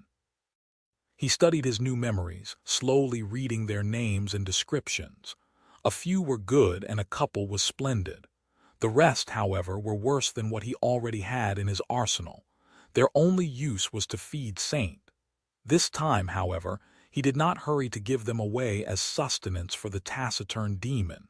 Instead, Sonny hesitated for a long time and then dismissed the runes. He had other plans for these memories. Each of them possessed a unique weave, one that he would be able to study and experiment with while not fearing to damage or destroy an actually valuable instrument. He would be able to use Weaver's needle now, too, instead of cutting his fingers on the ethereal but perfectly sharp strings. Satisfied with that decision, Sonny finished the last of synth-paste tubes he had taken out of the covetous coffer, indifferently dropped them into the dark abyss of the sky below, and sent one of his shadows to scout out the situation above. The sun was rolling toward the horizon, and the night was swiftly approaching. That meant that he would have to move soon. Over the next few days, Sonny traveled southeast, staying in the darkness of the sky below during the night, and finding shelter on the undersides of the floating island during the day. He was still weak because of his injuries and had to make frequent stops to rest and sleep, which slowed him down considerably. In the course of these days, Sonny made several stunning discoveries. The first one was rather pleasant and beneficial to him. As it turned out, there were far fewer nightmare creatures populating the Kingdom of Hope in this era than there were in the future. That included the harrowing abominations that dwelled on the dark side of the islands. Their absence made the task of remaining below the isles far easier for him. Of course, there were still some monstrosities hiding in the darkness, but not nearly enough to make it too hard to avoid them. In retrospect, that made sense. These lands were not completely devastated yet, and there were plenty of humans living on the levitating islands. It was because of them and their efforts that the population of nightmare creatures was so low. It was also the reason why it took Solvin and her zealots a full decade or more to gather enough abominations to hold the accursed trials. The second discovery he made was far less fortuitous, and also had to do with the human inhabitants of the Kingdom of Hope. He was still in the territory of the worshippers of war, which made it all but impossible to appear on the surface of the islands during the day unnoticed. But the dark side wasn't completely safe either. Not once and not twice, he saw humans traveling either across the heavenly chains or through the sky below. Hidden in the shadows, he observed several flying ships sail through the boundless darkness, some adorned with sails of pristine white, some of vivid red. He even witnessed two vessels locked in furious battle, arrows and pieces of burning wood falling into the abyss like rain. In the end, the ship with white sails rammed into the red one, splitting the vessel in half and sending the captain and the crew to their deaths in the sky below. These ships looked simultaneously similar and different to the one the fire keepers had repaired and guided to the Ebony Tower. They were much smaller and slower, and didn't have a magnificent tree growing around their masts. The vessel Sonny had spent several weeks on looked much more ancient in comparison, like the original in front of lesser copies. The third discovery Sonny made was perhaps the most shocking. The crushing did not exist in this era. The islands rose and fell as usual, but no matter how high they climbed, no deadly force assaulted them, threatening to destroy anything too weak or too slow to run away. Many of the nightmare creatures Sonny had studied before hunting them down in the future were somewhat different here from what he knew. He had understood that fact in the arena, and confirmed it while observing the islands through the eyes of his shadows after escaping it. Now, he learned why. The crushing did not yet exist, and for that reason, the nightmare creatures had not gone through thousands of years of adaptation to learn how to survive its burden. Neither their bodies nor their behavior changed to accommodate the deadly force that would terrorize the entire region in the future yet, and that was why he had found them to be both familiar and strange. Armed with that knowledge, Sonny slowly made his way south, leaving the red Colosseum and St. Solvin further and further behind. His wounds slowly healed, and soon he felt that he would not be entirely useless in the fight anymore. That was just in time, because his days of peace were about to come to an end. Chapter 627. Needlework. It took Sonny almost 2 weeks to approach the southern boundary of the Chained Isles. The further from the red Colosseum he went, the less presence the warmongers had there. With Solvin's militant order occupying the western reaches of the Kingdom of Hope, and the followers of Sun God in control of its center, engaged in a centuries-old conflict with each other, the south remained desolate and neglected. That made Sonny's life a bit easier, but also caused him to lower his guard a little. He still had to remain vigilant, though, because there were more and more unsightly horrors hiding in the deep shadows of the dark side as he traveled away from human settlements. On one of these days, Sonny found himself clinging to the underside of a small floating island as he waited for the arrival of night. He had already rested and dined on several tubes of synth paste, so for now, there was nothing much for him to do. As had been his habit for the past week or so, he summoned one of the memories from the Colosseum and studied its weave, trying to peer into the secrets of the complicated pattern of ethereal strings. Armed with his innate intuition and the ability to compare different memories to each other, he was making tortuously slow progress in his understanding of sorcery, or at least of this type of it. Weaver's sorcery seemed elegant, strange, and marvelous, but also inhumanly complex and elaborate. Sonny doubted that he would be able to comprehend its foundational principles anytime soon, and even if he did, his human mind was simply unable to encompass the whole of the infinitely convoluted patterns, let alone create one from scratch. Maybe, if he had a powerful supercomputer instead of a brain in any case, he was not going to be creating his own memories just yet, or maybe ever. That didn't mean that he couldn't do anything, though. Sonny might not have had the capacity to create new weaves, but he had already proven his ability to copy those that already existed. He had reproduced the simplest and most common of them, the pattern responsible for storing memories in his soul, and then summoning them back through essence in the dungeon of the Red Colosseum. With enough time and preparation, he would be able to copy other enchantments of the familiar weaves, too. Creating anything meaningful was going to take a while, though. But that was not what Sonny was currently trying to achieve. Instead, he wanted to expand his sorceress repertoire from 1 trick to no less than 2 tricks.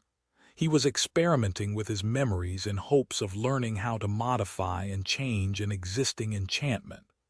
Right now, Sonny was holding a slim dagger in one hand and a small silver bell in the other.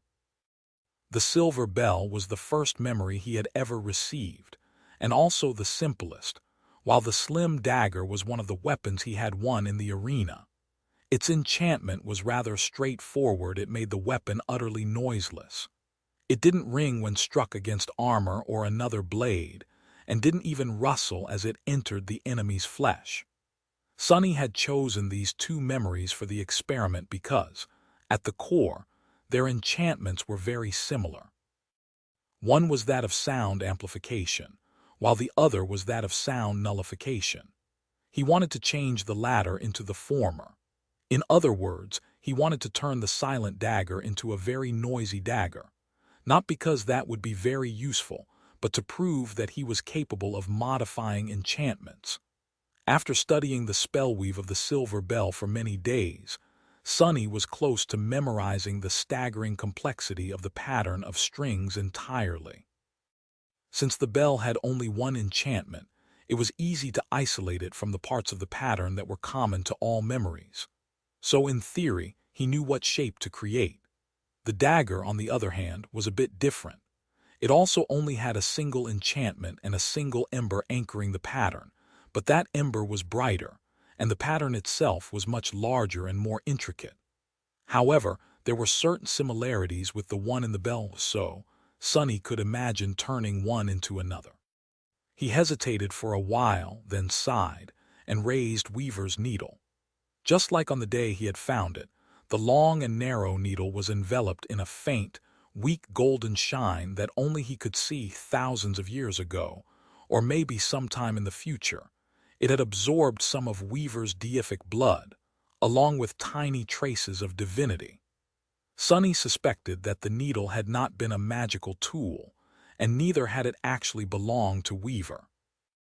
Rather, it had been just a random needle that the demon of fate found in the ebony tower and made use of to sew a new arm to their body, and its magical properties came from being washed in the demon's blood.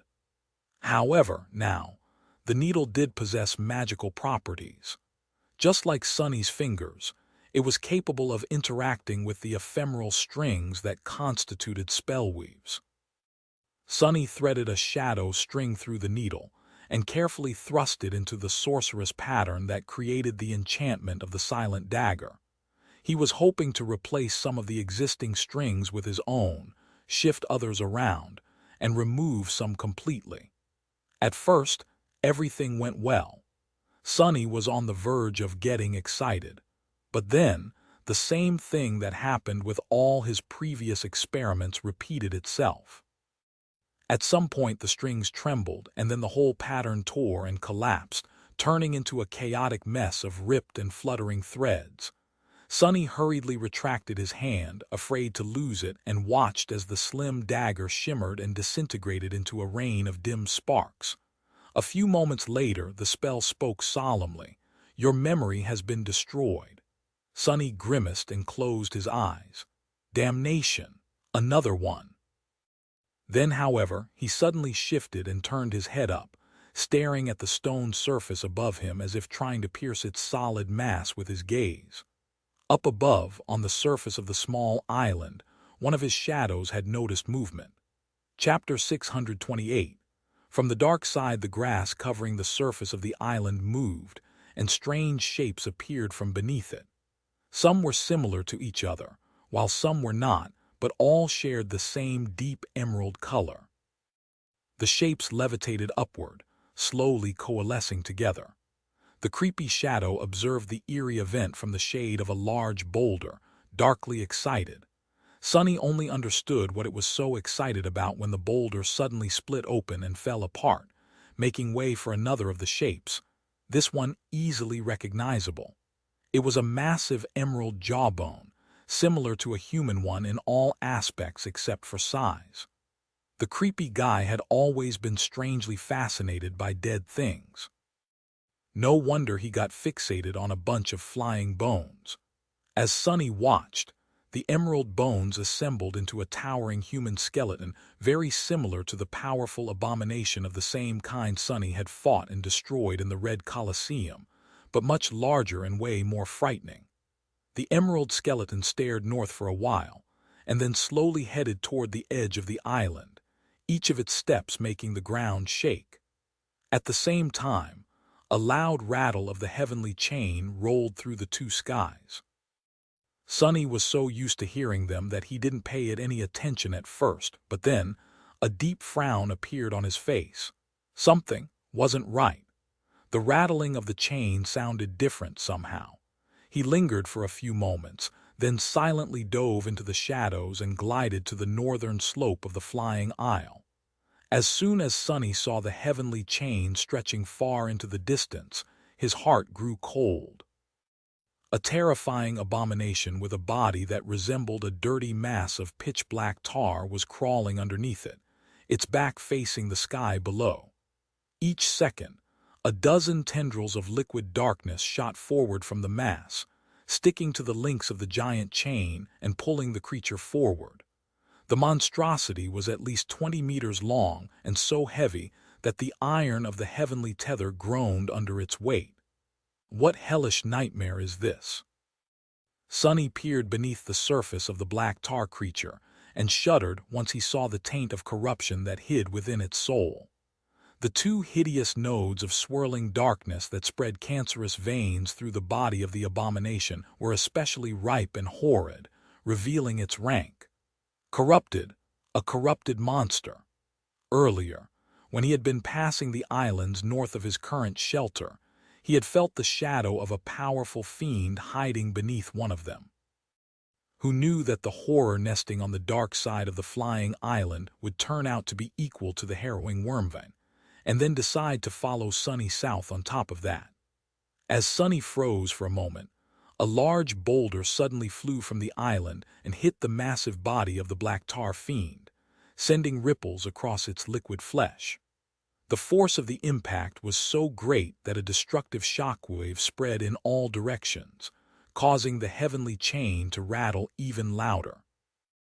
On the surface of the island, the towering emerald skeleton lowered its arms and stared at the invading horror, dark lights igniting in the pits of its empty eye sockets. The boulder it had just thrown disappeared within the body of the corrupted abomination, seemingly dealing it no damage. The creature simply continued crawling, its massive body surging forward like a black tide. I probably need to run. But before he could do anything, the advancing monster suddenly convulsed, and in the next second, dozens of sharp stone shards shot out of its flesh, each covered by fetid black liquid. Some rained on the emerald skeleton, and some hit the slopes of the island, causing large chunks of weathered stone to be turned into dust. Sunny barely managed to dodge one of them, and stared with resentment at the small crater that appeared in place of his hiding place. Sure, he was an incorporeal shadow right now. But he would not make the mistake of assuming that a corrupted abomination had no way of wounding him.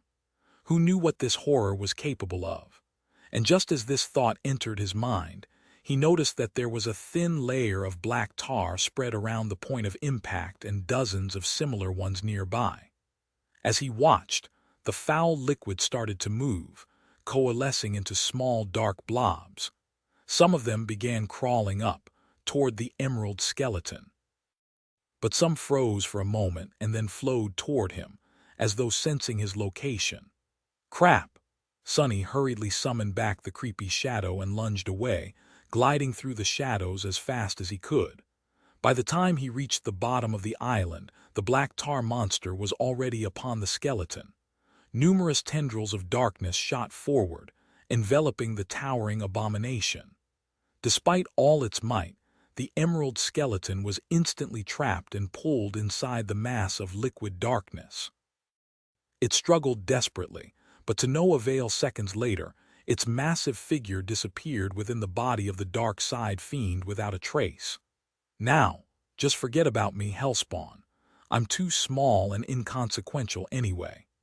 Sunny was already on the southern slope of the island, rushing toward the other heavenly chain that led away from this damned place. Somewhere above him, the giant mass of liquid darkness rippled, perhaps grinding the ancient emerald bones into dust.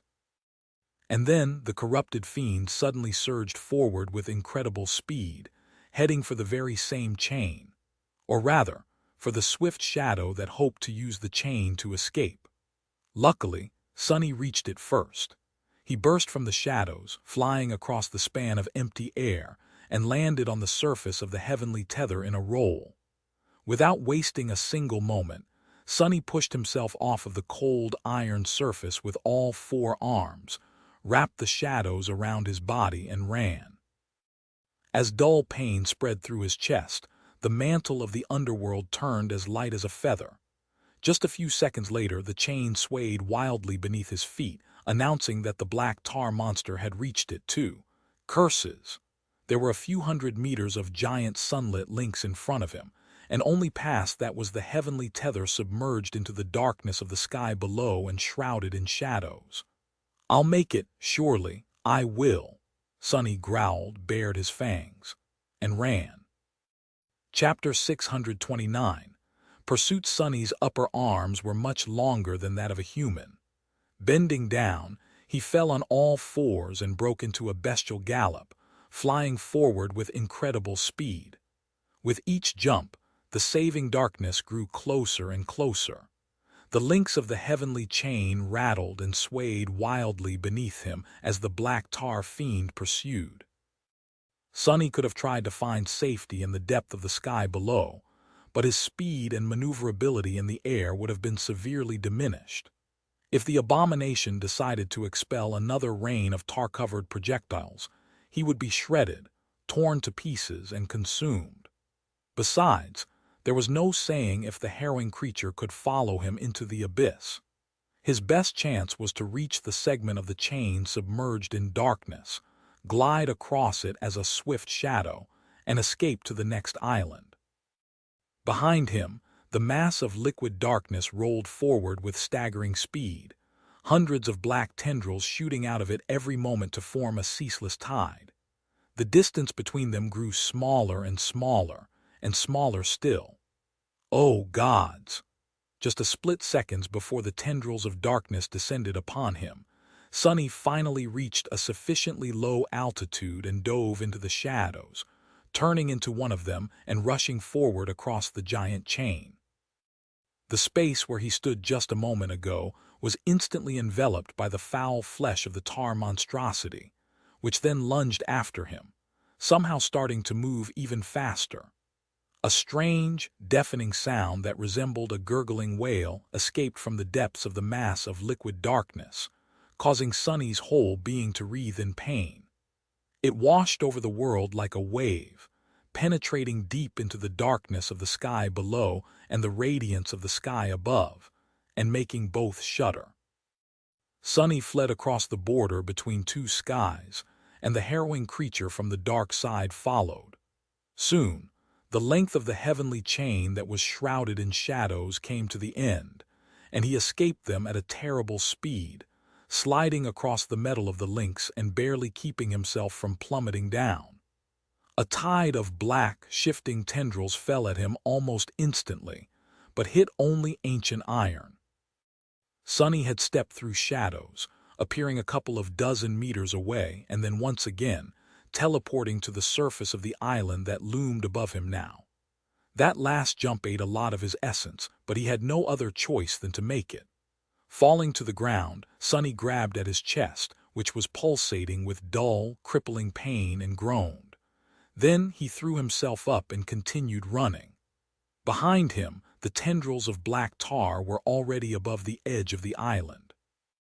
Sonny found himself among remnants of an ancient battlefield.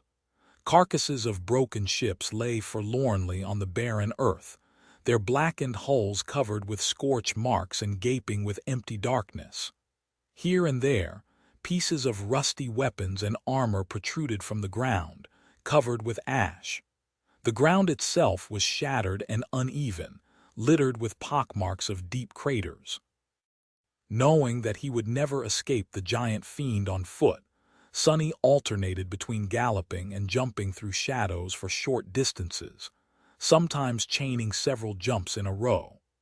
By exerting every fiber of his demonic body to its limit, he managed to stay ahead of the pursuing abomination for now, even if it was just barely. Behind him, the monstrous creature barreled through wreckages of the fallen ships, breaking them apart with a thunderous cacophony of crashes. Its tendrils ripped the wooden hulls apart like paper, sending clouds of ash and debris flying through the air. On the opposite side of the island, Sonny saw the remnants of a colossal pyre, thousands upon thousands of charred human bones arranged into a solemn pyramid to form it. These were, perhaps, the remains of the warriors that had fought in this battle and once crewed the broken ships. What had brought them to this island, and what had they fought for? Who had won the terrible battle, and at what cost? Had this pyre been meant to honor fallen heroes or dispose of dead enemies, or even prisoners perhaps? Without sparing a single thought to these questions, he dove down from the edge and fell through the air, reaching another chain and escaping further south. A few moments later, the corrupted fiend flowed over the edge as well, landing at the heavenly tether with a deafening thud. Sonny was still ahead. The fiend failed to outrun him. For now. The problem was that Sonny was growing tired and slowly running out of shadow essence, while the black tar monster was not. South, south, south. Pursued by the fiend from the dark side, Sonny fled south, crossing one island after another. But no matter how fast he ran, the damned monstrosity was faster. Many of the islands he traversed were populated by nightmare creatures of all kinds, but unlike the towering emerald skeleton, these ones did not even try to fight the corrupted abomination. Instead, they fled, too, scattering to the neighboring islands in something that resembled panic, or being consumed if they were not swift enough. At some point, Sonny found himself running side by side with all kinds of nightmare creatures that would have usually not hesitated to attack him. They were like forest animals escaping from a raging fire, when a forest fire spread like an insatiable monster, devouring all in its way. Predators and prey were made equal before its terrifying strength. Besides, with his monstrous body and his mind still clouded by the countless times he had shadowed the abominations of all kinds in the Red Colosseum, Sonny was less unlike the nightmare creatures than he had used to be. The black tar monster, however, was making a clear distinction between him and all the other creatures. It only paid attention to those abominations that were directly in its way, while its only goal, for some damned reason, was singular to catch and consume Sonny. Curse it all. What's so special about me? Was it the fact that he followed the path of ascension instead of corruption? Was it his nature as a shadow? Or maybe, was it the flame of divinity that burned in his soul and flowed through his veins? Was that flame an irresistible lure for a creature like that? There was no answer. All Sonny could do was run, run, run. Run as his chest became consumed with pain, and his soul became empty and barren, devoid of any essence at all. Some time later he escaped from the shadows one last time and fell on the emerald grass of a new island, almost completely spent of essence and sapped of all stamina. He was done for. His single heart was beating wildly in his aching chest, drowning as it tried to do the work meant for two. His 4 lungs were on fire. This was it. This was as far as he could go. Sonny drew in a hoarse breath and then slowly rose to his feet. His eyes shone with grim darkness. So be it, good. Come and get me, beast. Let us see which one of us is stronger. I have killed creatures mightier than you before. Granted, during the battle with Wormvan he had months of preparations and a whole cohort of fire keepers supporting him. Sonny used the last of his essence to summon the cruel sight and turned around, ready to face the assault of the black tendrils. However, something was off. The rattling of the heavenly chains. It had grown quiet. He frowned, then took a few steps toward the edge of the island and looked down. The black tar monster was some distance away, its massive body hanging motionlessly from the heavenly tether. It was frozen and unmoving, with only its tendrils pulsating in a bizarre and nauseating rhythm. The abomination seemed to be reluctant to approach this particular island. It was as though there was an invisible boundary that it refused to cross, for some reason. Sonny stared at the harrowing creature for a few moments and then snarled. He had escaped an inescapable situation once again. He had successfully fled the pursuit of the terrifying fiend. It seemed that luck was on his side in the end. However, was it really? Sonny shivered. But what exactly can scare a corrupted monster away? Chapter 630. Wicked Warlock of the East. Sonny stared at the terrifying fiend for a few moments, then suddenly grimaced, clutched his chest, and fell to one knee. A bestial growl escaped through his sharp fangs. Arg! His heart was beating wildly, sending waves of pain rolling through his exhausted body. He felt weak and lightheaded, beads of sweat glistening on his obsidian skin. This condition was only worsened by the usual sense of frailty that came from utterly depleting reserves of essence. Sonny felt infirm. God damn it! Am I having a heart attack? He groaned, remained motionless for a bit, and then slowly stood up. Still clutching his chest, he hunched awkwardly and looked around, trying to determine which island he had found himself on, and what wicked creature might have kept the corrupted monstrosity at bay. His pupils widened slightly. No way. The night was slowly advancing, and the island was drowned by the dimming resplendence of a beautiful crimson sunset. Despite only having been here once, Sunny recognized the place, the vastness of the island, the emerald grass that veiled its surface like a soft carpet, the rolling hills, the moss-covered ruins. He had reached the southern island, where the crumbling fortress lay at the estuary of the Great Chain, one of the anchors which connected the isles to the mainland of the dream realm far below. Well, the fortress had been ruined in the future. Currently, it might have been still standing. Such luck! Sunny was glad to learn that he had arrived at the southernmost point of the Chained Isles during his mad escape from the Black Tar Fiend. However, he was still uneasy about the fact that the abomination refused to approach it. He was in no condition to fight anything, let alone a creature capable of scaring a corrupted monster. But what choice was there? Sunny glanced at the massive body of the terrifying abomination that loomed in the distance, then toward the center of the island. The choices, really, were simple. He could either jump back on the heavenly chain and try his luck in a battle against the Black Tar Fiend, or remain on the island and risk meeting the unknown horror. He hesitated for a bit, and then started limping away from the edge. Yes, an unknown danger was almost always worse than that which was familiar. But who knew, maybe he was going to get lucky. Maybe the unseen horror was going to turn out friendly and nice. Yeah, why not? Sure. Statistically speaking, a thing like that is bound to happen one day. By the time Sunny reached the center of the island, the night had already descended upon the world, and a full moon was climbing up the velvet surface of the starlit sky. The hills became shrouded in darkness, which hid and protected him, and there was a little bit of shadow essence now, filling his three cores. The pain in his chest had subsided somewhat, but Sunny still felt weak and feverish. He was heading toward the southern edge of the island to take a look at the current status of the boundary fortress, and studied his surroundings carefully in search of any sign of danger. If there was indeed a terrible threat somewhere on the island, it would be better to discover it before it had the chance to discover him first. Cresting the top of a tall hill, Sunny suddenly froze and then crouched down. Safely veiled by the shadows, he looked at a shimmering white light that danced some distance away, in the center of a small valley that was formed by the hill he was standing on and several others. What is this? He hesitated for a moment, then commanded the gloomy shadow to slide off from his body and get closer to the source of light. However, the shadow hesitated too. Sunny blinked.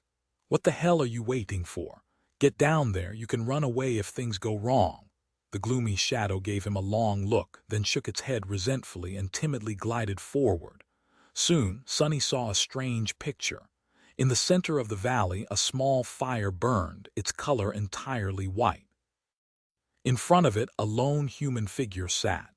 The human's head was hung low, his face obscured by the falling hair. He was naked above the waist, his pale skin covered with dry blood. However, there seemed to be no wounds on the stranger's body. In fact, there was not a single scar on it. On a stone in front of him, a diamond sickle lay, its blade painted crimson. The image of the bloodied man, half of his body illuminated by the warm light of the dancing flame, half washed in the cold pale moonlight, was eerie and strangely beautiful.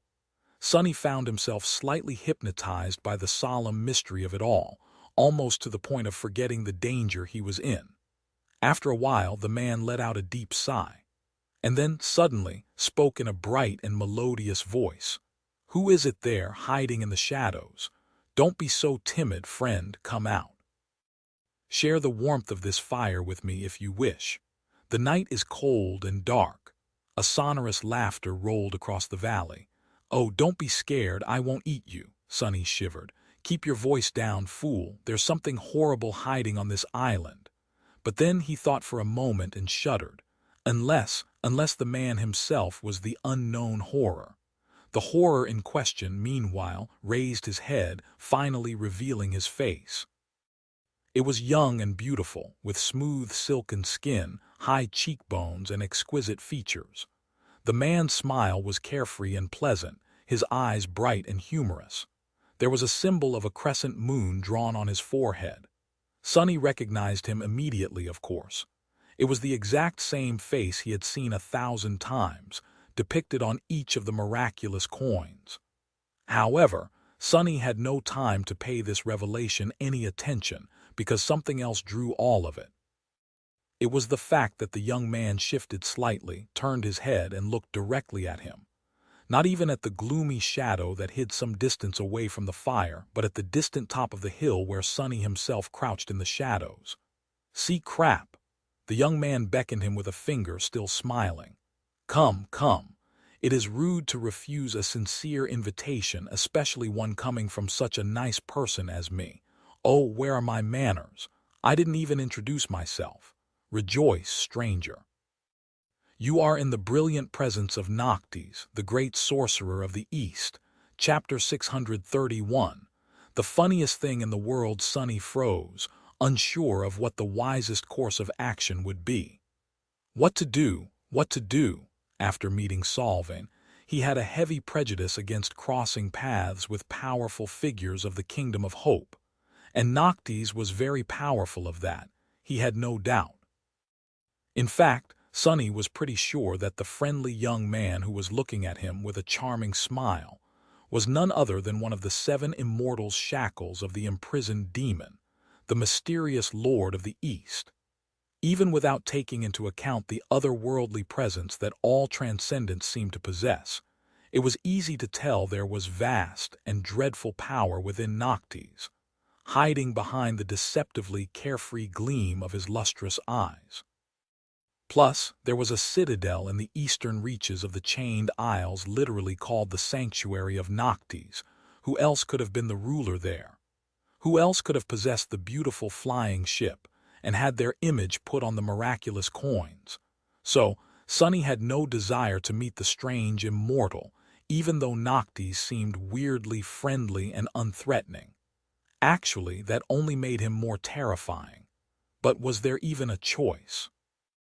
It was not like Sonny was in any shape to escape from a saint, let alone an immortal sorcerer that even corrupted abominations seemed to be wary of. He hesitated for a bit, then sighed, rose, and headed toward the crackling fire. Noticing that, Noctis hummed in satisfaction and then slightly moved his hand. Immediately, droplets of dew flew from the grass, forming a clear stream that swirled around his body, washing the dry blood away. An exquisite silk cloak rose from the ground, wrapping itself around him. The diamond sickle whistled through the air, shaking itself clean, and hung itself on the sorcerer's belt. Sonny continued walking, still clutching his aching chest, and observed the bizarre occurrence with a deadpan expression. Damn, why don't I know how to perform tricks like that? That would make life so much easier. Finally, under the gloating gaze of the vindictive gloomy shadow, he walked into the circle of light and couldn't help but tremble when the saint threw a curious glance at him. It was hard to remain calm in front of a being that could obliterate you with one finger. The whole situation was sort of ridiculous, actually. Noctis looked like a pampered young man in bright silks, with an effeminate face, and the body of someone who had never once exerted themselves physically. His hands were smooth and uncalloused, and his build was slender and soft, almost frail. Sonny, on the other hand, was a towering demon clad in an intricate and fearsome suit of onyx armor, his gaunt figure brimming with ferocious might. He had twisting horns, 4 powerful arms, and a mouth full of sharp fangs, his eyes completely black and inhuman. And yet, it was the demon who was afraid of the pampered young man and not the other way around. Ridiculous. Noctis studied the tenebrous demon in front of him, his smile growing wider. Ah, what a fortuitous encounter, a shadow. Did fate guide you to me, I wonder? Sonny grew very still. Fate, what does he mean? The sorcerer, meanwhile, gestured for him to sit. Sit down, Shadow. It seems that you are unwell. Rest for a bit and warm yourself. Sunny hesitated, then lowered himself to the ground, sitting across the dancing flames from the transcendent. He gleaned at Noctis's soul to make sure that he was right to call the young man so, and saw a single resplendent core shining in his chest. That was a soul of a saint indeed. Noctis remained silent for a while and then asked, "Say, Shadow, what is your name?" Sunny lingered, then stretched a hand forward and scratched 2 runes into one of the stones surrounding the fire. Sorcerer's brows flew up. Those runes, huh? Goodness gracious. Now I am sad that I wasn't as studious as my mentors demanded all that time ago. Those boring charlatans.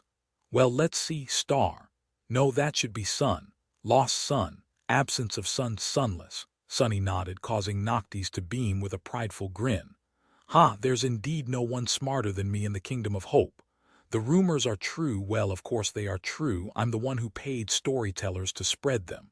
In any case, Sunless, what a fitting name you have. Truly a name worthy of a shadow. A little on the nose, if you ask me, but very nice nevertheless. Well done. Sunny tilted his head, staring at the saint in confusion. What the hell, is this guy just eccentric or completely insane? Noctis didn't mind being stared at, and instead seemed to enjoy it a great deal. He looked at the onyx demon in return, the smile frozen on his face.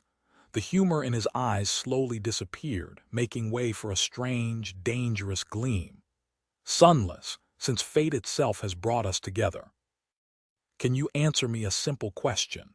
Feeling tension spreading through his exhausted body, Sunny grew grim and then slowly nodded. This is not good. Not good at all, damn it. Why is everyone in this place crazy? Noctis leaned forward and said, his voice deceptively calm and friendly. Tell me, do you perhaps have a knife cut from a single piece of black obsidian in your possession? Sunny shivered. How the hell does he know? But there was nothing he could do. The question had been asked, and now he was compelled to answer. He struggled against the flaw for as long as he could, then gritted his teeth and nodded again. The immortal sorcerer stared at Sunny for a few moments, his lustrous eyes reflecting moonlight like 2 shining pools of pale blue radiance. Then he suddenly threw his head back and exploded with joyful laughter, as though he had just heard the funniest joke in history. Noctis laughed so hard that tears appeared in his eyes, glistening in the moonlight like crystals. Finally, he satiated his mirth and glanced at Sunny once again, the carefree smile returning to his face. Sunless, fate is the funniest thing in the world, don't you think? You and I have a feeling that we are going to be great friends, Sunless. Believe it.